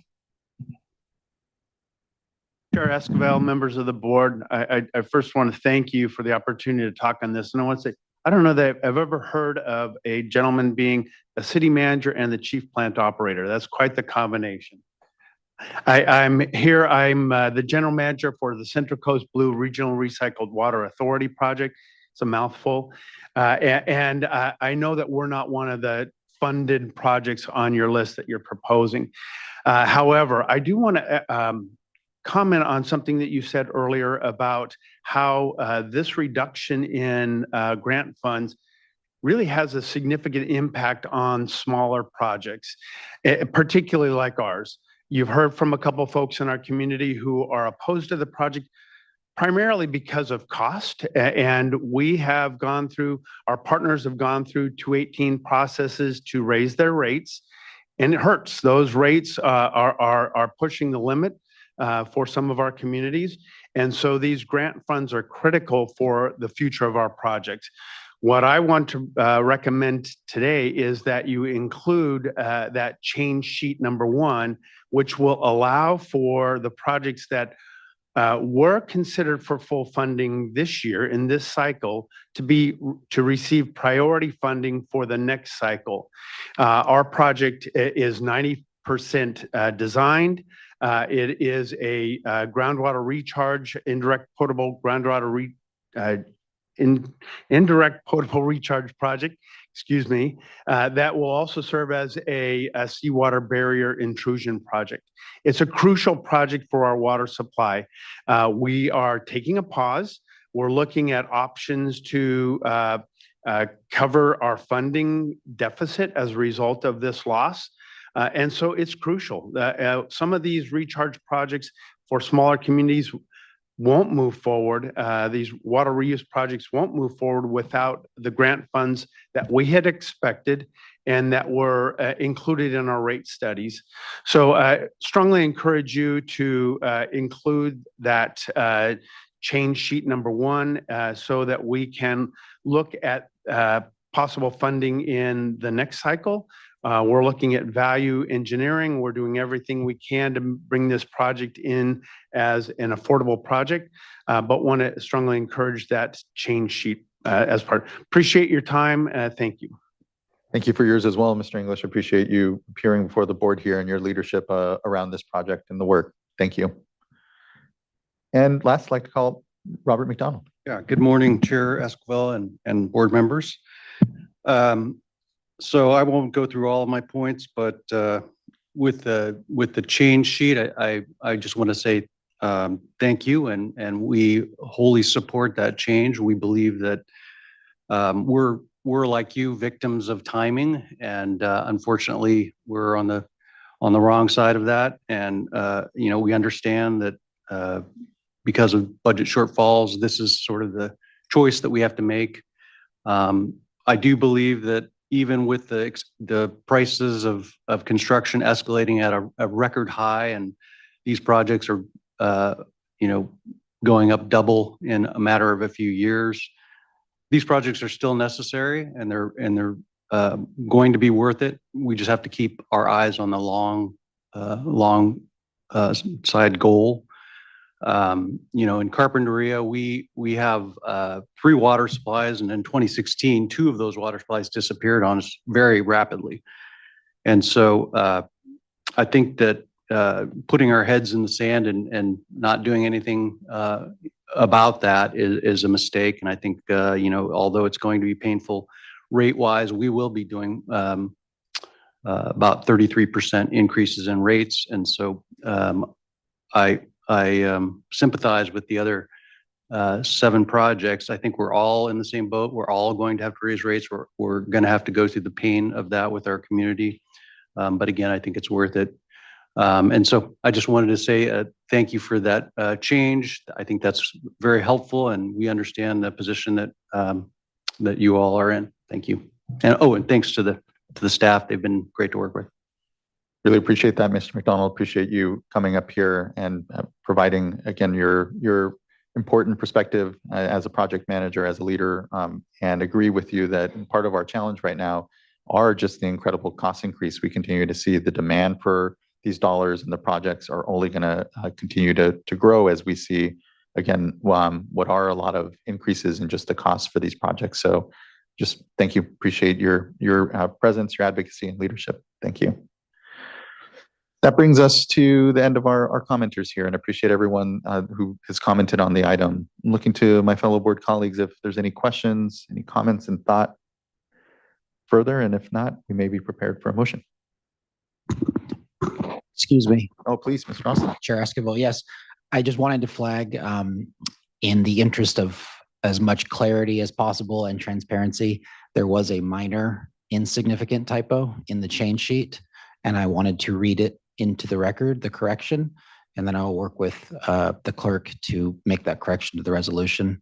But in the change sheet, in the last sentence, it should read as well as those projects with a pending financing agreement. So again, just for clarity, thank you.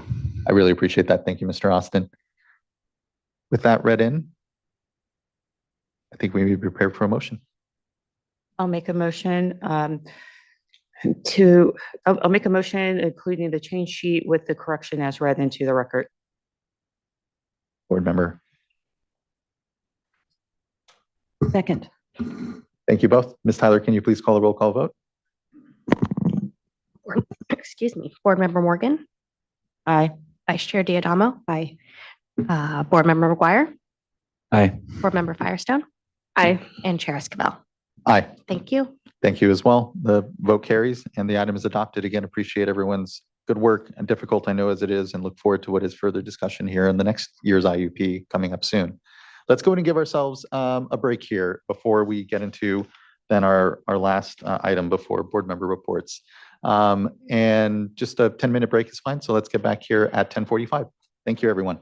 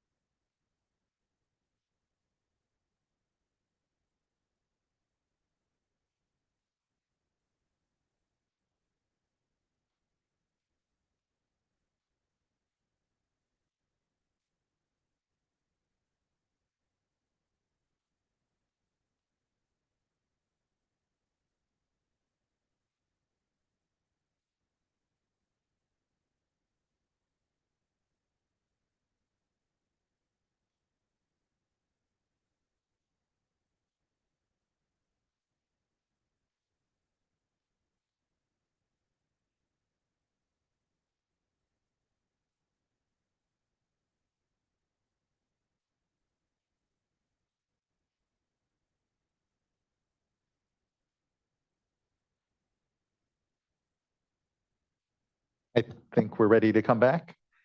Thanks everyone for the break. It is 10:45 and we can continue on to item number 4. And this is an item from the Division of Administrative Services regarding our Sustainable Groundwater Management Act fees. I think I'll kick it over to David Ceccarelli. Or perhaps not, John Russell, sorry. I'll do a little My script introduction says David, so I apologize, John. No problem. Good to see you, Mr. Russell. Good morning, Chair and board members. My name is John Russell. I'm the Deputy Director of the Division of Administrative Services. With me today is David Ceccarelli, who is the head of our Fees and Revenue Branch, and David Rose, our attorney from the Office of Chief Counsel. Before you today is a proposal to amend the fees for the Sustainable Groundwater Management Act program, and I'll just say SGMA from now on instead of the whole thing. The proposal itself is relatively simple and straightforward. It's a decrease in the fee for the volumetric portion of the fee schedule for the volume of groundwater extracted. We are not proposing any other changes to the previously established fee framework or the other fee amounts in the SGMA program at this time. Before David gets into the nuts and bolts of the proposals, I wanted to highlight a few things, and they're mainly just sort of an FYI highlight. The first one, as you are aware, this request is coming out of our usual fee cycle. Typically, we come to you in September to do the fees. This one's a little out of cycle, and one of the consequences of that is that we have not gone through our entire stakeholder process that we usually do before we come to you with the fees. Typically, we have three meetings with our general fee or stakeholders. And typically, we also have ancillary meetings with individual groups as well. We have not done that this time. We don't think that truncation of our process is material to the proposal itself, but I just wanted to note that for you in case it is brought up by any of the commenters. Program staff, though, has been meeting quite a bit with the fee payers, obviously, throughout the last couple of years, and this has been a topic of discussion for them. More significantly, we have limited historical information for this fee adjustment. As you know, typically we base all our fees on models that incorporate both our revenue projections based on historical data.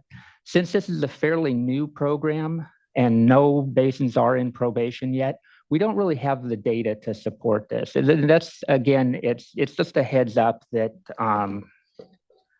over the next year or two, we will be gathering that data, and we'll do our typical process that we do with any fee program. Is as the data comes in, we'll evaluate it and monitor it, and then we may be coming back to you again with a proposed fee change based on that. One other significant thing for that, because of the way, or because of the timing of when basins may or may not go into probation, and I don't want to presuppose that they will, but based on the timing of when they might go into probation and the fees being collected on a water calendar year, it's likely that we really won't know what the overall fee revenue is going to be from this program for probably a year and a half, maybe even 2 years once we get into a full cycle of this. So as I mentioned, during that time period, we will be evaluating and monitoring all this, but we are unlikely to be coming back to you in September with another fee adjustment because we just won't have the data. So as I just said, if one or more of the basins do go into probation, we'll be monitoring that fee amount, and we will likely come back to you with a fee adjustment to the fee amounts themselves. But we could also potentially be coming back to you at some point with some proposed changes to the fee framework. As David will mention here in a minute or two, several of the commenters had proposed changes to the fee framework itself. Notably some exemptions from paying fees based on certain criteria. And we think that those, on the face of it, those proposals are reasonable, and they certainly merit consideration, both from a policy perspective and from a financial perspective. So we'll be looking at those as well And at some point, as we'll work with program, obviously, and we may come back to you with some changes to the fee framework itself. So in summation, that's just a long way of saying this is all going to be an evolutionary process over the next couple of years, as it is with any of our new fee programs. But we'll be monitoring it and tracking it and keeping you up to date and closely working with program in the interim. And with that, I'll hand it over to David, who will get into the nuts and bolts of our presentation. Thank you. Excuse me. Thank you, John. Board Chair Esquivel, fellow board members, David Ceccarelli from the Fee Revenue Branch of the Division of Administrative Services. Next slide, please. I just want to touch kind of our presentation today relates to a little bit of background, our staff's proposal, of course, some of the funding scenarios we looked at, the challenges in the fee setting process, moving forward, the comments that we received, and of course, opening it up to questions. Next slide, please. So the State Water Board has the authority to protect groundwater resources through state intervention and collect extraction reports and fees when either their areas of SGMA basins are not managed by a groundwater sustainable agency, or the State Water Board finds that the basin's management is deficient and designates the basin as probationary at a hearing.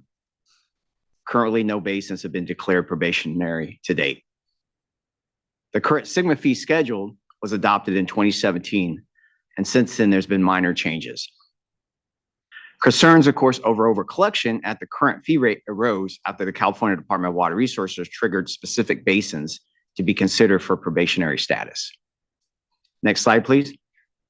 If I can add, Mr. Ceccarelli, it's okay. Just out of continued context there, when we first set those fees, it's because we were anticipating, as you noted, actual basins not being managed.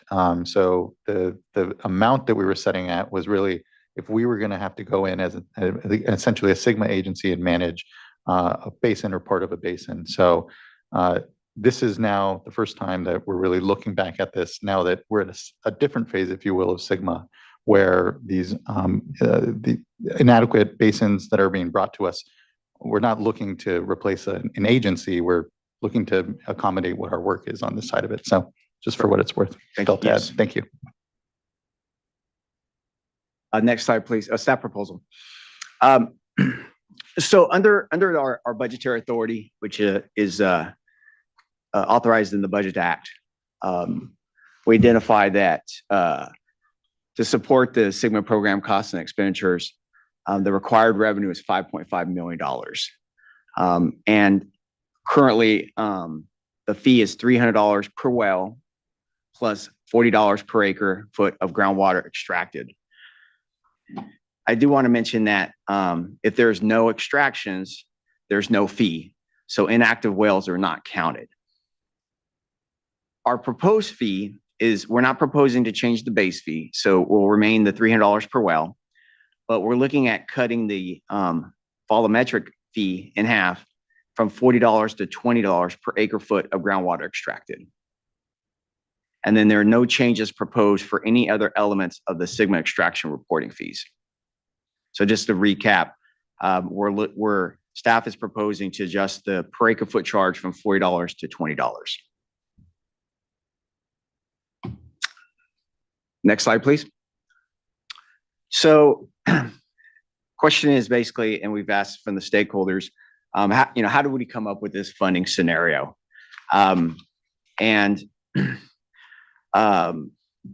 We worked on putting together program staff and the fee staff put together several different scenarios, and highlighted here are 5 different scenarios, A through Z. And as I mentioned before, of course, there's not yet been any basins declared probationary to date, but the State Water Board has identified a hearing date for 1 basin and tentatively identified hearing dates for 3 others between April 2024 and January of 2025. To recommend the $20 per acre foot to the board, we ran scenarios with the 4 potential basins under various assumptions.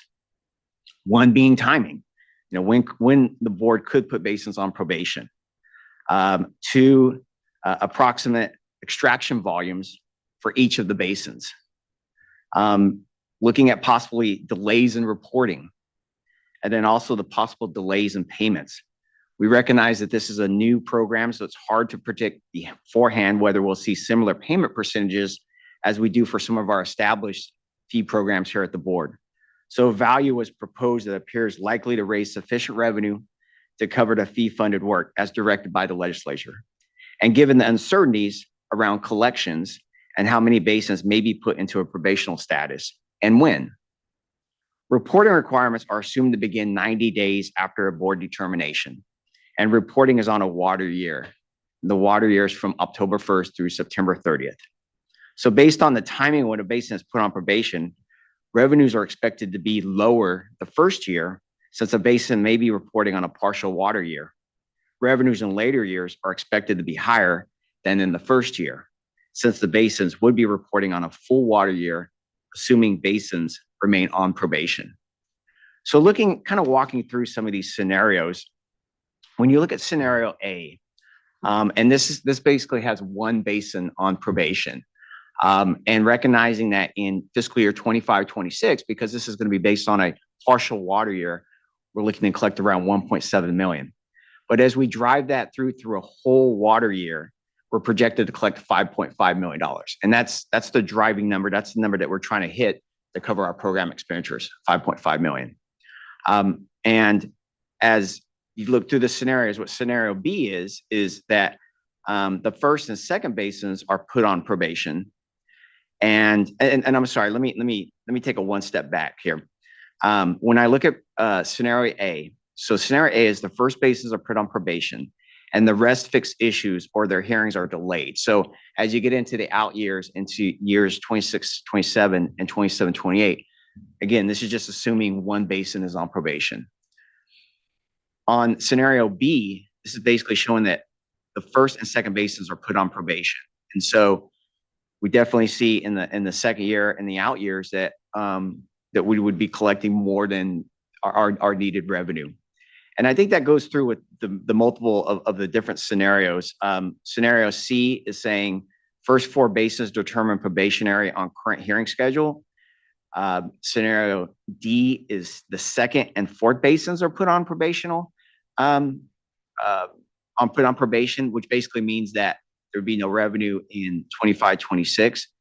And same with the scenario E, which board delays decision on the first basin for 3 months, but puts all four basins on probation. So we'd be paying for 26-27 and 27-28, the basins would be paying on a full water year.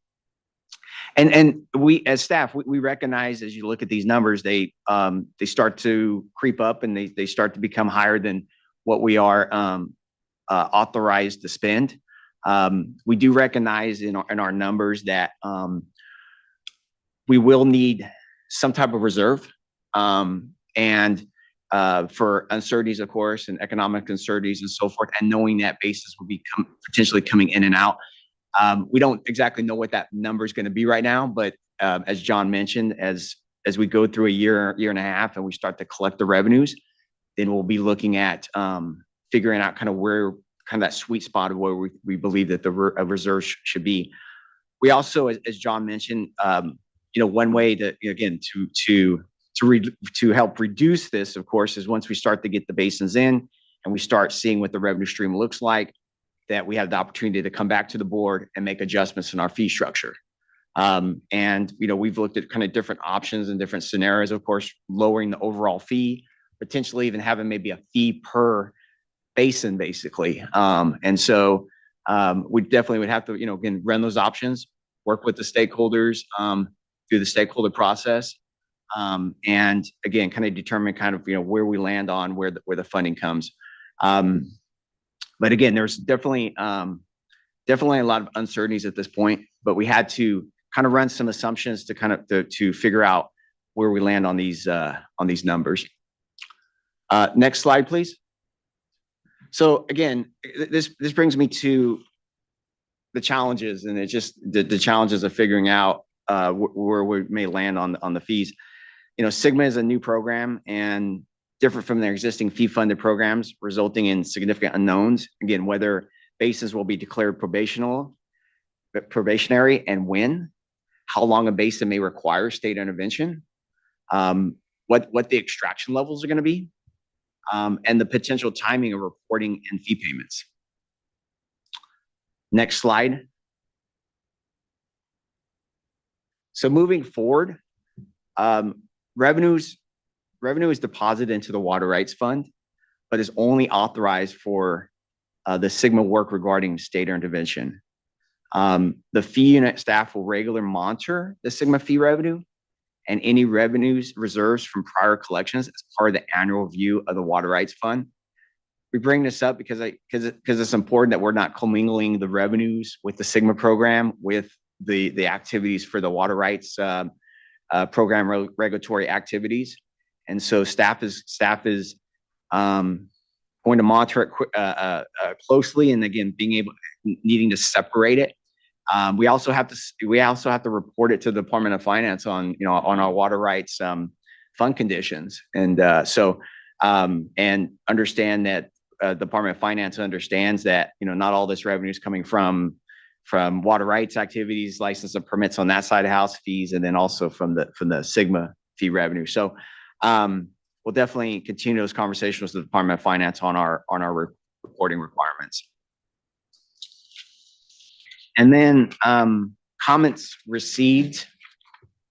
I really wanted to just mainly touch on the names basically that we did receive from the West Side Water Authority. We received a comment letter. We received a comment letter from West Kern Water District, and then from a collective letter from the Kern Fan Banking Projects. And again, all the comment letters did support us on the fee adjustment. They also want to continue to work with us as we go forward through the process. They also looking for requesting fee exemptions as we look to the process and looking at changing the fee framework as we look at things like surface water and disadvantaged communities. And again, those are items that we want to bring to the table and start having discussions as we move forward in the process. Next slide, please. So that brings me to the end of the presentation, and be happy to help answer any questions at this point. I appreciate the presentation and just the thoughtful work I know that went into this. It is here a bit of tea leaf reading, and it is not, we're going to need to continue to make adjustment. The reality is it's still a question whether or not this board will bring in any basins into probation. And so what we look like in the next year, where we are, we're just going to have to be very open, I know, here to discussion. I appreciate the letters desiring some adjustment to the framework. I think there's definitely a room and space for discussion around all that. But right now, the desire before we go into that probationary hearing is to make sure that we make this adjustment so it doesn't become much of a distraction to the actual discussion on probation. And we right size again our expectation around fees, given that we're in a different phase of implementation of Sigma. And here, this isn't fees to be able to manage a basin, it's fees to respond to inadequate groundwater sustainability plans. So just thanks, I appreciated all the discussion I know that's gone into it. Mr. Rose, is there anything you'd like to add? Yeah, I wanted to provide one contextual reminder regarding the comment letters that were received. First of all, as I'm sure you recall, there is a disadvantaged community waiver process already in the fee regulation. But also some of those questions that John and David said we'll revisit about surface water. Those are, I think all of the commenters were making comments from the perspective of a different basin than the first two that have been scheduled for hearing. So the Kern Basin. And so those issues, I think, have a resolution already in the current fee structure.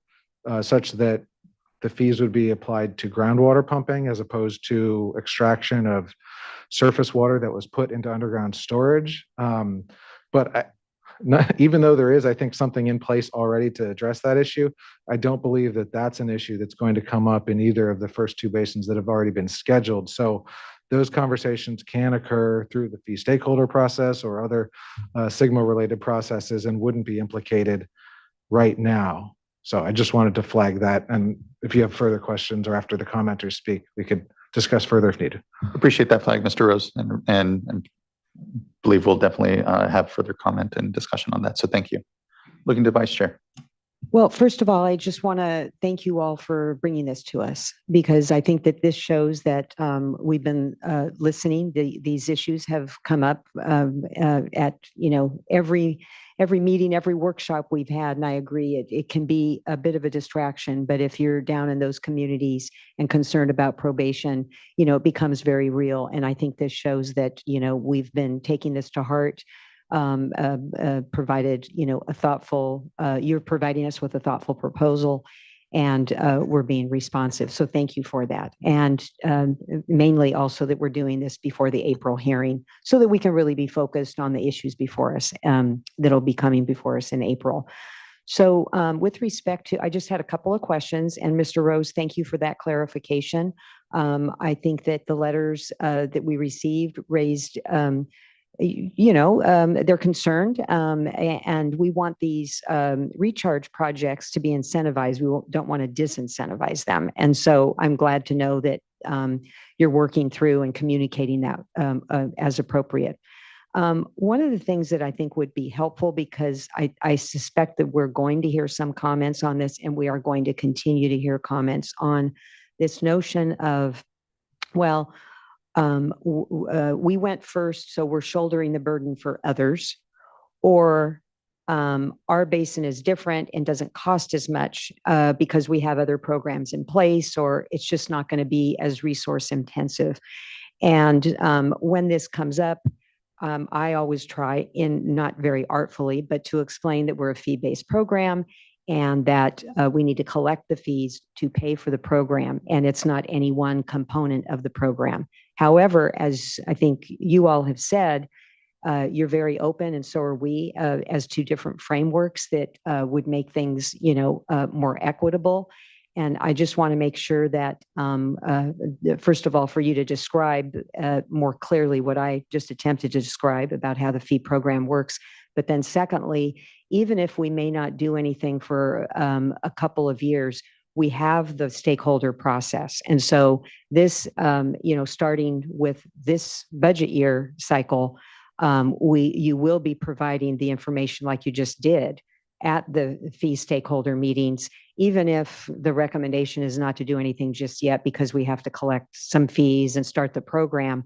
I think that reassurance is helpful, for folks to hear, and also bringing them into this process, because a lot of these folks are already engaged through irrigated lands, but not all. Just to address, of course, the stakeholder process. Definitely that we look to inviting the groups to the water rights stakeholder process again, which is we have 3 times a year. Our next one will be coming up in June. I will state that 2 weeks ago, when we had a stakeholder meeting, it was on the agenda. We brought it up. We had some discussion. It was more or less just letting them know that as we move forward, that this is going to be the space and the forum. We have our LIRISs for the water rights folks. We've been working with the Sustainable Groundwater Management Program to ensure that the agendas go out to the list of the SGMA stakeholders. And definitely the starting talking points will be starting with the scenarios and how we came up with the numbers, and then just more dialogue on the process of adopting our fees, and then again listening to their concerns and if there are potential areas of changing the actual structure, and starting those conversations. But we definitely want to build them into our regular stakeholder process. Yeah, and I think further context is the 5.5 million that David identified. That's not the entire SGMA program. That's the component that the legislature identified as fee funded. under this Chapter 11 work for state intervention. And so you're right. There are large questions about how the different basins, whenever, if the board declares them probationary, would pay into that, and whether that is fairly flat between them or how it works. But somebody will inevitably have to go first if anybody is declared probationary. And the legislature said that this is fee funded. So that's what we're trying to figure out. I do think that one advantage of doing this one off cycle is that we may be able to use the existing fee cycle or also off cycle as needed to answer some of these questions once we get some actual information. Right now, we have a lot of projections and what ifs, and the thing that's known is what amount needs to be recovered for annually, but we don't know from whom and how much. But what we did, I don't want to say no, but evaluate and we think we concluded is that the fee structure without this change at $40 per acre foot volumetric was likely to over collect. And so as we hit the first group, whoever that is, we didn't want to have that be an over collection, because like with the usual fee rules, we're trying to avoid wild swings between years. And even more so for this, because in other fee programs, it may all come out in the wash because the fee payers are paying over and over again for multiple years. Whereas for this one, we don't know whether any particular basin or fee payer will be in for a partial year, a full year, more than 1 year. So that was the basis for not a huge change, like a structural change, because we don't know yet. But I think everything is on the table once we get a little bit of the on the ground information. I hope that answered your question. Thank you, Vice Chair. Board Member Morgan. If I could just follow up, just for clarification, the regular fee stakeholder process, can you just go over the timeline of when the meetings occur and then when it's anticipated, when you usually bring the fees to the board for consideration? So the board, the fees are brought to for consideration adoption in the second board meeting in September of annually. And our stakeholder process is based on the iterations of the governor's budget. So the first proposal of the governor's budget is the governor's proposed budget, which is usually January 10th. And normally about 2 months after that's our first stakeholder meeting. So usually 1st of March. And then the May revise comes out usually around May 15th. And then normally around June or so, we have our second stakeholder meeting. And then the enacted budget, which would normally be July 1, traditionally. And then a month after that, 30 days. And we definitely need to get about a 30-day timeline, August, because at that point, then we're in discussions, of course, with the board on proposals and staff recommendations and so forth, and to take our item to the board in September. So again, the stakeholder processes meetings are usually March, June, August, and then taking the proposal to the board in September. And those are our three primary stakeholder meetings with the large group, the water quality fee stakeholders, the water rights fee stakeholders, the drinking water. A lot of individual groups or programs want to have sort of sidebar conversations with us. And we do that pretty often too, where we meet specifically with a programmatic element of the stakeholders so that we're getting into the real nitty gritty of the fee discussion. Thank you. Board Member McGuire. Yeah, thank you. Really appreciate you bringing this item to us today. I completely support the recommendation and in particular the timing of it and getting this out before the board moves forward with any consideration of probationary basins, and acknowledging completely that there's a lot of unknowns here and moving parts, and it's a little bit of a delicate dance ensuring that the revenue meets the fee expectations. So thank you for that. And thank you for the openness to the looking at the structure and working with the stakeholders. I do think here we need to suss out who that stakeholder group is that really is interested in engaging here.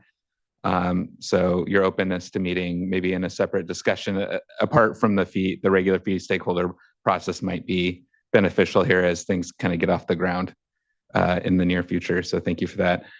My question is in reference to the disadvantaged community consideration. You mentioned that there is a waiver process in the regulations. I appreciate you bringing that up.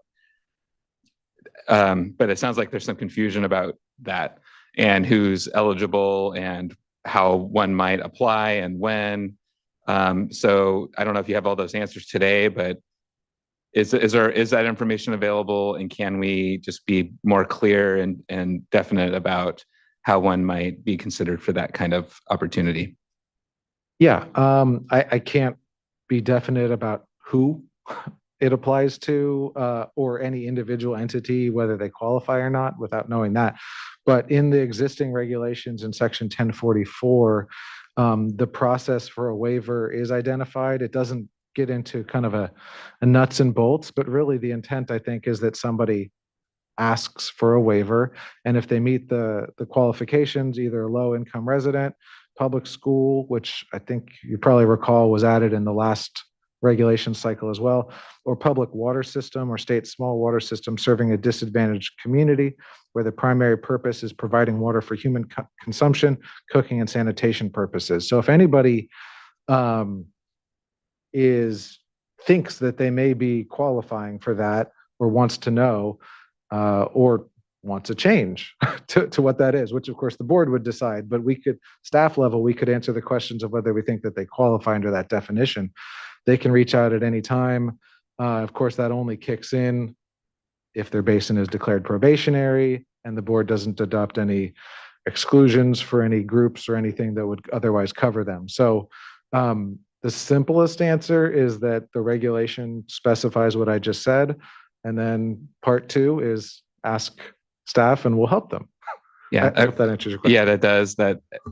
And anything we can do to just communicate that opportunity exists.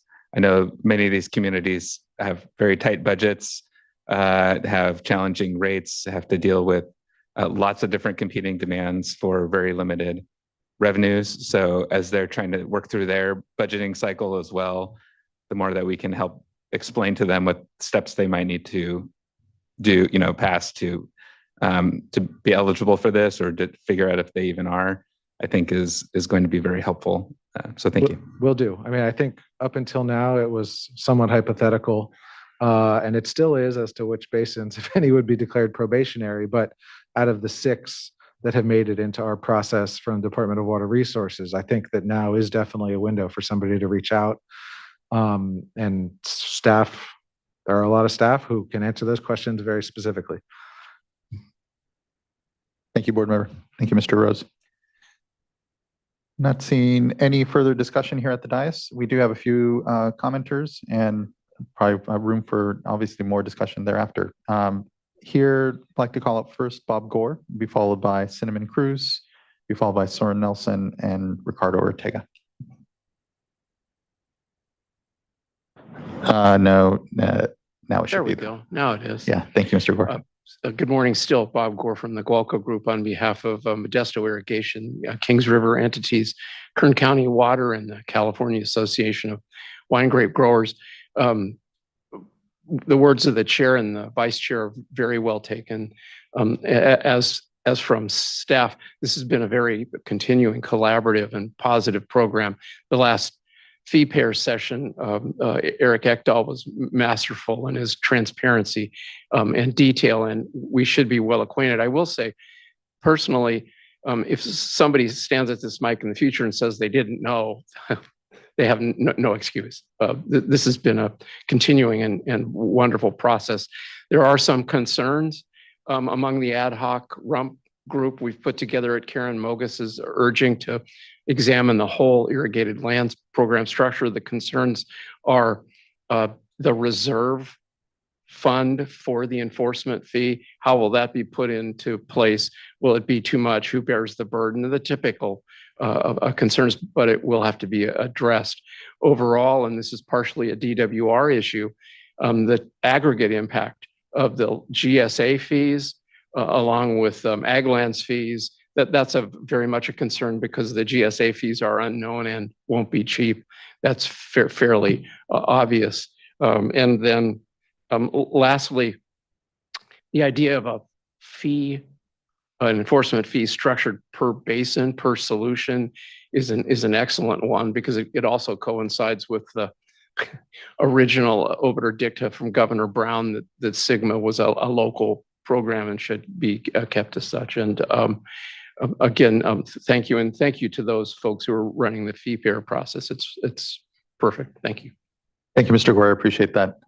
And yeah, as the Vice Chair said, this is now a new program, but we're looking to align it with our fee process generally insofar as just the continual touch base that we do, the transparency, and the opportunity to make sure we're showing you all of our homework as folks have questions. So appreciate that. Next, I'd like to call up Cinnamon Cruz, be followed by Soren Nelson and Ricardo Ortega.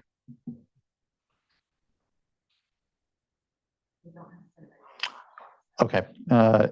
Ms. Cruz, if you're viewing from one of the webcasts and having trouble getting on the platform, please do reach out to the clerk of the board and she can help you at board.clerk@waterboards.ca.gov. Next, then we'll go to Soren Nelson, be followed by Ricardo Ortega and Jeff Wyrick. Good morning, Mr. Chair, board members. It's nice to be with you. Also nice to be talking about something in Sigma that we generally all agree on. I wanted to acknowledge the board's leadership on this. I think you all got a lot of feedback during your road tour last year that this was an issue that needed to be addressed and something you heard from us as well. And so it's really nice to see that it's being addressed. I know you're not all awash in free time these days. It's hard to think of a state agency with more of a workload. So we really appreciate that you've given the attention to this that it deserves.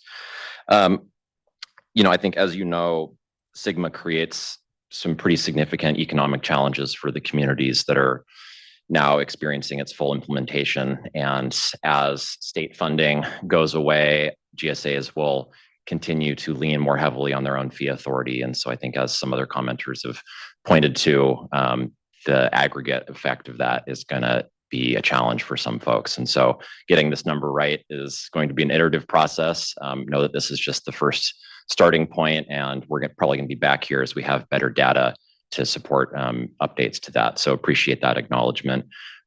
Something that I think would be helpful in future iterations of this process, if the board's able to share some of its thinking on how it gets to that new number and share the source of the costs and some of the data points it has on where that revenue is going to come from, I think that will help the conversation be a little bit more substantial. So thank you very much for this, and have a good rest of your meeting.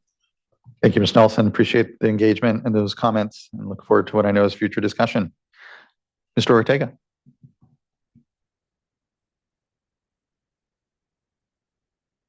Good morning, and thank you for the opportunity.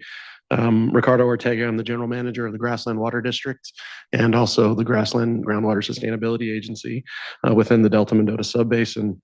We appreciate the reevaluation of the probationary Sigma fees, but additional consideration analysis is needed, as well as more detail on how these collections are proposed to be spent. The Delta Mendota Subbasin, for example, pumps roughly 1 million acre feet per year. So the subject fee would produce about $20 million annually in a subbasin that is very close to achieving sustainability within the next few years. The Delta Mendota Subbasin, like many of the San Joaquin Valley subbasins, encompass many severely disadvantaged communities, which have not been able to afford to participate financially in the Sigma process to date. So appreciate the exemption process, but look forward to seeing that move forward and be approved. From a subbasin perspective, $20 million can go a long way. To desperately continue data collection and the implementation of projects to alleviate localized overdraft. The proposed fee is based on total extractions, which does not appropriately consider lands that have longstanding localized sustainable groundwater conjunctive use programs. Instead, fees should be based on localized overdraft and not total extraction across the board for all pumpers, regardless of localized sustainability. Lastly, managed wetlands that rely on groundwater to exist should not be subject to these proposed fees. California has lost over 95% of its interior wetlands, so protecting these last remaining wetland habitats is of the utmost importance. The vast majority of the managed wetlands in the San Joaquin Valley receive surface water from the Central Valley Project, and despite needing to supplement with groundwater, are sustainable and a critical tool to recharging aquifers and improving water quality. Imposing fees on wetlands will only further expedite the loss of wetlands as we struggle each year to secure adequate funding to provide this habitat, despite a 32-year-old legal mandate of the CVPIA to not only the Department of Interior, but also the state of California. Regulatory fees that are contrary to the state's no net loss of wetlands should be avoided, as was previously considered and memorialized when the Central Valley Regional Board exempted managed wetlands from the Irrigated Land Regulatory Program. Thank you for the consideration of my comments, and great to see you all. Thank you. Good to see you as well. Appreciate that, Mr. Ortega, and the engagement. I do note, I think as we've indicated, the Delta Mendota Basin is fifth in our line here. And so do know that extrapolating the 20 to then what we would apply to that basin, we'll have discussion before that happens. So appreciate the concerns though, and ultimately the points around wetlands are well taken. So thank you. Next, I'd like to call up Jeff Wyrick, followed by Peter Keel.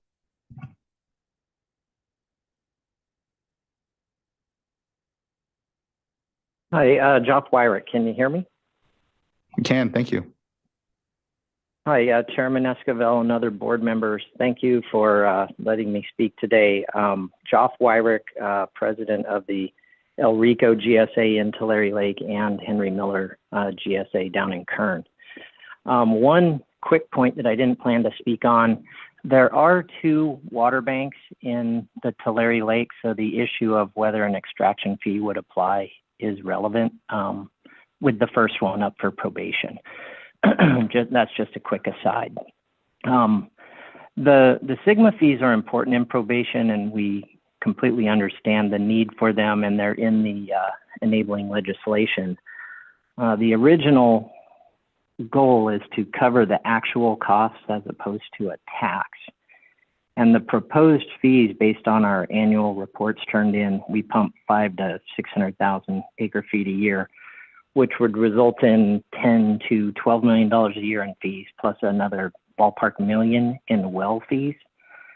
And that seems well above what is necessary to be able to finish out the GSPs in a way that gets a sub-basin off of probation.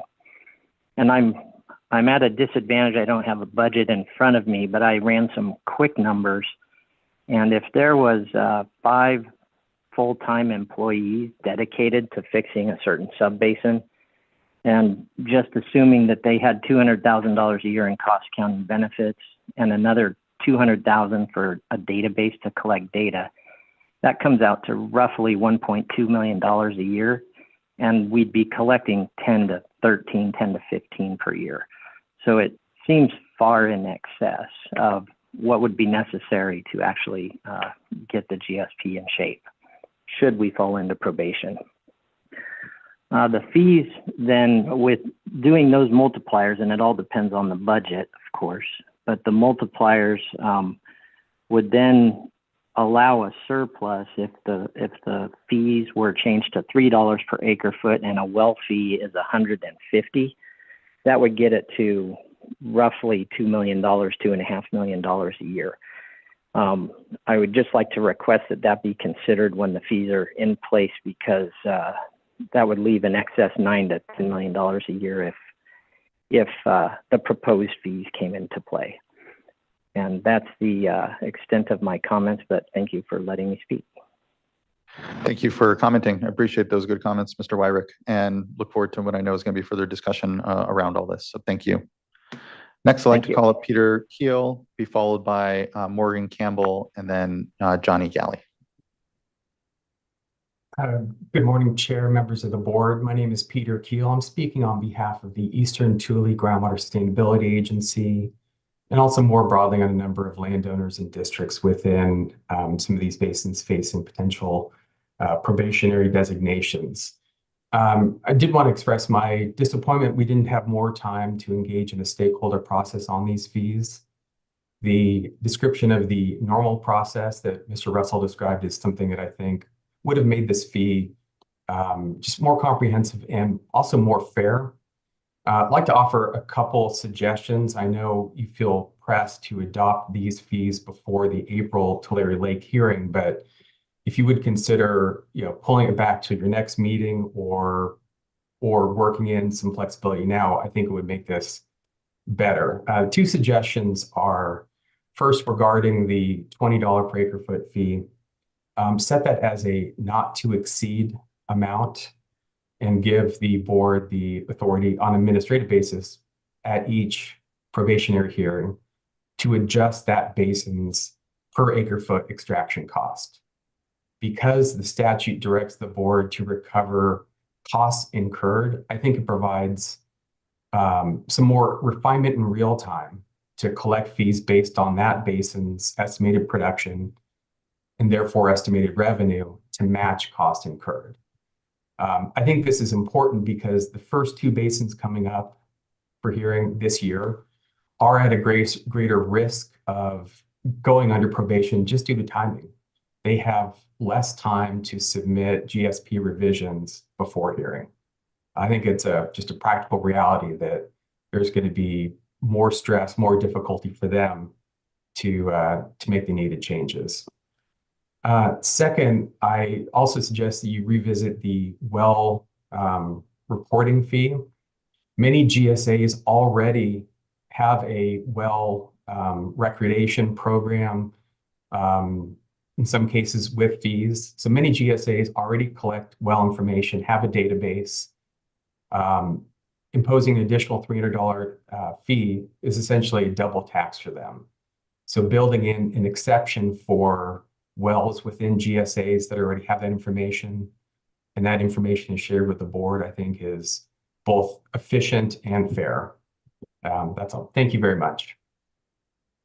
Thank you, Mr. Keel. I appreciate those comments and the engagement around this, and look forward to, I know, what will be an opportunity for further discussion and adjustment as we move forward around all this. Next, I'd like to call up Morgan Campbell, be followed by Johnny Galley, and I believe our last commenter will be Natalie Escobedo Garcia. Good day. Morning, Chair Escobar and members of the board. My name is Morgan Campbell, and I'm the Regulatory Manager for Westside Water Authority. Westside Water Authority is a joint powers authority comprised of Bell Ridge Water Storage District, Brenda Mesa Water District, Lost Hills Water District, and Dudley Ridge Water District. And we span both the Kern County and Tulare Lake subbasins. Before I begin, it's important to note that the Kern County subbasin GSAs are diligently working to address DWR's deficiencies and preclude the subbasin from any probationary status. My comments today should not be construed as a lack of faith in that effort. Instead, it reflects Westside's perspective on a nuanced issue regarding how surface water banking projects are regulated under SGMA. Westside Water Authority supports State Board staff's proposal to reduce the volumetric component of the SGMA probationary fee from $40 per acre foot to $20 per acre foot. And we continue to advocate that the State Board ensure the probationary fees align with the actual costs of implementing the SGMA program. But specifically, I'm here today to affirm that Westside Water Authority supports the written comment letter submitted by Brenda Mesa Spreading Grounds, Kern Water Bank, Pioneer Project, and West Kern Water District, known collectively as the Kern Fan Banking Projects. This letter was submitted on March 14th, and it requested that surface water banking recovery wells be exempted from any potential volumetric probationary fees. With a collective maximum storage capacity of approximately 2.4 million acre feet, the Kern Fan Banking Projects intentionally store surface water in the underground aquifer for later recovery during dry years on behalf of specific project participants. The four following key characteristics distinguish these banking projects from other groundwater pumping activities managed under SGMA. Number one, banking participants may only withdraw a portion of the total volume of surface water recharged, resulting in no extraction of native groundwater. Number two, detailed, publicly available accounting records of each participant's recharge and recovery volumes are maintained and verified with multiple public agencies. Number three, extensive CEQA permitting and mitigation measures are already in place to protect the environment and other local groundwater users, including domestic wells, during recovery operations. And finally, no third-party groundwater beneficial users overlie the property that the banking projects cover. Within Westside Water Authority's boundary, we have naturally occurring high salinity levels in our groundwater that limits both agricultural and municipal beneficial uses of groundwater. As a result, on average, 98% of our irrigation demand is met via surface water supplies from the State Water Project, supplemental purchases, and most relevant to today's agenda item, banked surface water assets. In dry years, previously banked surface water assets comprise up to 50% of our in-district deliveries. And in 2022, even with recovered surface water supplies, instead of pumping groundwater that could permanently damage crops, our landowners were forced to fallow approximately 13,000 acres, the equivalent of over $400 million in market value. Almost 20 years prior to the passage of SGMA, the current fan banking participants reduced their reliance on native groundwater by investing in these projects' infrastructure, environmental planning, regulatory, and mitigation costs. Collecting a SGMA probationary fee on banked surface water extractions disproportionately burdens landowners who proactively invested in groundwater sustainability and regional water supply resilience prior to the passage of SGMA. To put the magnitude of these proposed costs into perspective, in 2022, a SGMA probationary fee of $20 per acre foot would have resulted in a $5.2 million increase in banked surface water costs for Westside Water Authority landowners alone. By exempting the banking project's surface water recovery wells from extraction fees, the state board can foster a regulatory environment that encourages the development and expansion of underground banking projects, which reduces the reliance on native groundwater supplies. It supports the governor's California Water Resilience Portfolio Goal 3.4 to streamline and facilitate underground storage, and reduces reliance on water exports from the Delta by allowing us to continue to capture local surface water supplies in wet years. Westside Water Authority staff look forward to continuing to engage with the board, and thank you for recognizing our written comment letter. And thank you for your consideration. Happy to answer questions now, but we'll plan to continue to engage with staff. Thank you. Really appreciate your time and consideration and work here, and do look forward to what I know what is going to be further discussion here, but just thank you. Really appreciate Excellent. the participation in all of this. Thank you. Thank you, Ms. Campbell. Next, I'd like to call up Johnny Galley and then Natalie Escobedo Garcia. Good morning, Chair Escobedo and the board. Appreciate the opportunity to speak here. In regards to the Tulare Lake subbasin, we represent many growers in the area, and we appreciate the board's efforts to reduce the fees from the $40 to the $20 level. We've discussed this at your in-person Tulare Lake hearing last year, and there was a lot of concern over those fees. We do still have some concern over the amount of fees to be collected based on the last 4 years of the DWR annual reporting for the agricultural pumping in the Tulare Lake. We will probably be paying fees, extraction fees, from somewhere in the $9 million to $13 million range per year. On average, it's over $10 million a year based on the $20 an acre foot fee, along with the $300 per wellhead. This would basically be able to fund over 50, $200,000 a year positions just for the Tulare Lake subbasin, which seems to be excessive. So, we're just asking that you reconsider the maximum dollar amount of those fees and bring them to be more in line with what the actual costs for regulating the subbasin will be. And that concludes my comments.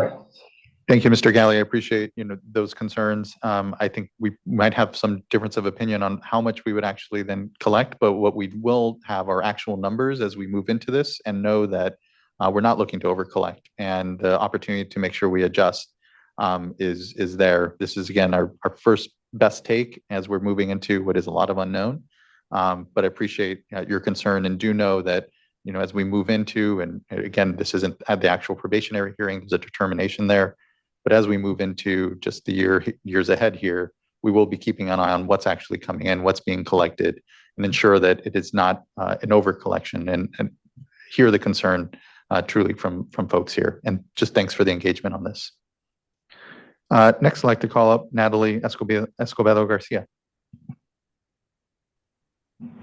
Good to see you. Good to see you too. Good morning, everyone. I'm Dr. Escobedo Garcia, providing comments on behalf of Leadership Council. We support the exemption of domestic users utilizing 2-acre feet or less per year from both reporting and fees, since their impact on basin-wide water demand is by definition de minimis. Additionally, we support the exemption of fees for all small water systems and small community water systems in potential probationary basins. For all other systems that provide domestic water to disadvantaged communities, we ask that there is also a fee waiver process for them in place. We'd also like to encourage the state to explore a different fee structure for small disadvantaged farmers specifically. The state should do this in collaboration with the organizations who work directly with small disadvantaged farmers. Similarly, we support an exemption for managed wetlands from these fees as raised by organizations like Clean Water Action and Audubon. And last, we'd like to continue to express support for the board establishing extraction fees and basins deemed probationary. Thank you. Thank you. Really appreciate those good comments and continued engagement around all this. I really appreciate it. Thank you. Looking, and I believe that brings us to the end of our commenters.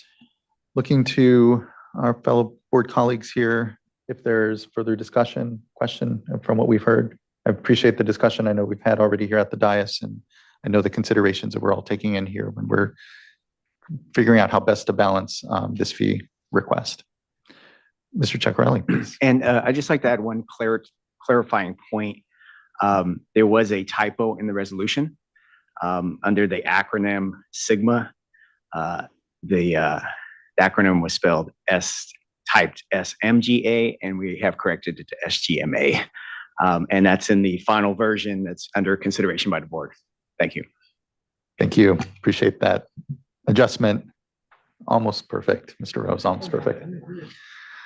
Looking to fellow board colleagues, if there's any further desire, discussion, questions, or I think we may be ready for a motion. If not, I'm prepared to make a motion. All right. Move adoption of item 4 with the change read into the record by Mr. Ceccarelli. And with that, just also want to thank everyone again, and also to encourage some follow-up. I suspect the Sigma team will be doing this anyway, but Mr. Wyrick's point about the couple of areas where they have groundwater banking in the Tulare Lake Basin, it'd be great to get those conversations going so that it's well understood as to what information they might need to provide to clarify that they're pumping surface water and not groundwater. So with that, I make the motion. Sure. Second. Thank you both. Ms. Tyler, can you please call a roll call vote? Vice Chair Diadamo. Board Member McGuire. Aye. Board Member Firestone. Aye. Board Member Morgan. Aye. And Chair Esquivel. Aye. Thank you. Thank you as well. The vote is unanimous, and the adjustment to fees is adopted. Appreciate everyone's good work and look forward to, I know, always what is going to be more discussion here soon on all of this. So thank you. All right, that concludes item number 4. It brings us to our last item for today's part of this 2-day meeting and brings us to board member reports. Anyone would like to jump in? I can start here soon as well. If not, Do not have anything to report. thank you, board member. I also don't have anything to report. Thank you. Thank you. I'll go. Thank you, board member. I haven't had a report the last few, so I'm very pleased to have one today. So I had the honor of speaking last week, I believe, at the recently at the NACWA annual meeting up in Chico. And just with so much going on right now, I thought it was a really good opportunity to share with a number of the folks up there in the Sacramento Valley about some of the priorities that I think we as a board share and that I certainly have. So I really just focused on 3 topics: safe and affordable drinking water, and the fact that we're essentially at the midpoint right now of SB 200 funding and have made a lot of progress, still have a long way to go, and just emphasize ongoing collaboration there. The Bay Delta planning process and the update that's going on, and encouragement to continue participating with all the opportunities that are coming up here. And then, of course, very appropriate that we just finished the Sigma fees discussion because I mentioned to folks even in the Sacramento Valley, who I don't believe any of those basins are currently inadequate in terms of being sent over to the State Water Board for probationary consideration. But I did encourage them to be paying close attention to the activities that are going on with the basins that are currently in the process. So, and I also discussed briefly groundwater recharge and some of the challenges and opportunities that I see there. So it was just, you know, a snapshot of so many different issues that we could have discussed, but I think hopefully it was a good opportunity to share a little bit about what we have going on this year. Quite a lot. Definitely a lot. And thank you for doing that. That connecting is just so critical for everything that we do here. Vice Chair. Okay, so I traveled to Kern County right after our last board meeting and was the keynote for the Kern County Water Association's annual event that they have. And it was a full day of panels of all things water. And I was able to stay for the whole thing, but snuck out every time Conveyance or Sites Reservoir came up. So I was kind of hovering around the back for most of it. But yeah, I too provided just an overview of all the things that are going on, all the different moving parts, and was able to stay there, you know, for lunch to have sidebar communications. That evening, I attended a reception for past presidents of the Kern County Farm Bureau. So it was good to kind of have one-on-one opportunities to talk with folks to really encourage them in Kern County to submit a plan and to continue the good discussions they've been having with our staff. And then the next day, I went a little further north and had a tour of the Tule subbasin. Fantastic. Quickly here, after the last board meeting on the 6th, I was at the Assembly budget hearing here advocating for our SACIT budget change proposal, some of the adjustments that we have going, Scott Shasta positions as well. So it was good to be before the Assembly and making the case for our resources and updating folks on work that we're doing. In that same vein of updating, then on the 13th, I was before the Assembly subcommittee on water and was doing a hearing on the Safe and Affordable Fund and the SAFER program and our drinking waters work generally. And the work that we all know we still have to go, as Board Member McGuire said, and the fact that we're halfway through this program. So it was a really good opportunity to talk about all of the success and be honest about and the humility that comes with all that we still have to do and the fact that there are still many communities that still don't have access to clean water. But it was a good opportunity. There's new members, a lot of new members in the legislature. I think many of them weren't around for certainly the passage of the Human Right to Water, let alone the transfer of the Division of Drinking Water or the Safe and Affordable Fund passage and the creator of the SAFER program and the telescoping of all the work. So it was good to connect with folks. That next day, I was back now on the Senate side for a budget hearing, doing much of the same that I did for the Assembly. A lot of interest on SACIT, BCP. The water rights update, Upward and Cal Waters came up as well. A lot of folks very interested in knowing where we are in the project, where the digitization is going, how it's going, and importantly, how the database itself is being developed. So it was a good opportunity. Eric Ekdahl was there to be able to fill in a bit. So that was a good opportunity. And then the last thing I just want to mention is I know a few board members were able to attend Christopher Stevens' retirement celebration. I just want to throw a shout out to Christopher. He's been an incredible part of the Division of Financial Assistance and good stewardship over the state revolving funds, and just really appreciate the leadership that he's also created within the institution. And although we're certainly sad to see him retiring, he leaves an incredible legacy behind. So it was great to be able to celebrate that. And last thing is just yesterday I was at the Orange County Business Council, I believe it is, their yearly fly-in, and was there talking.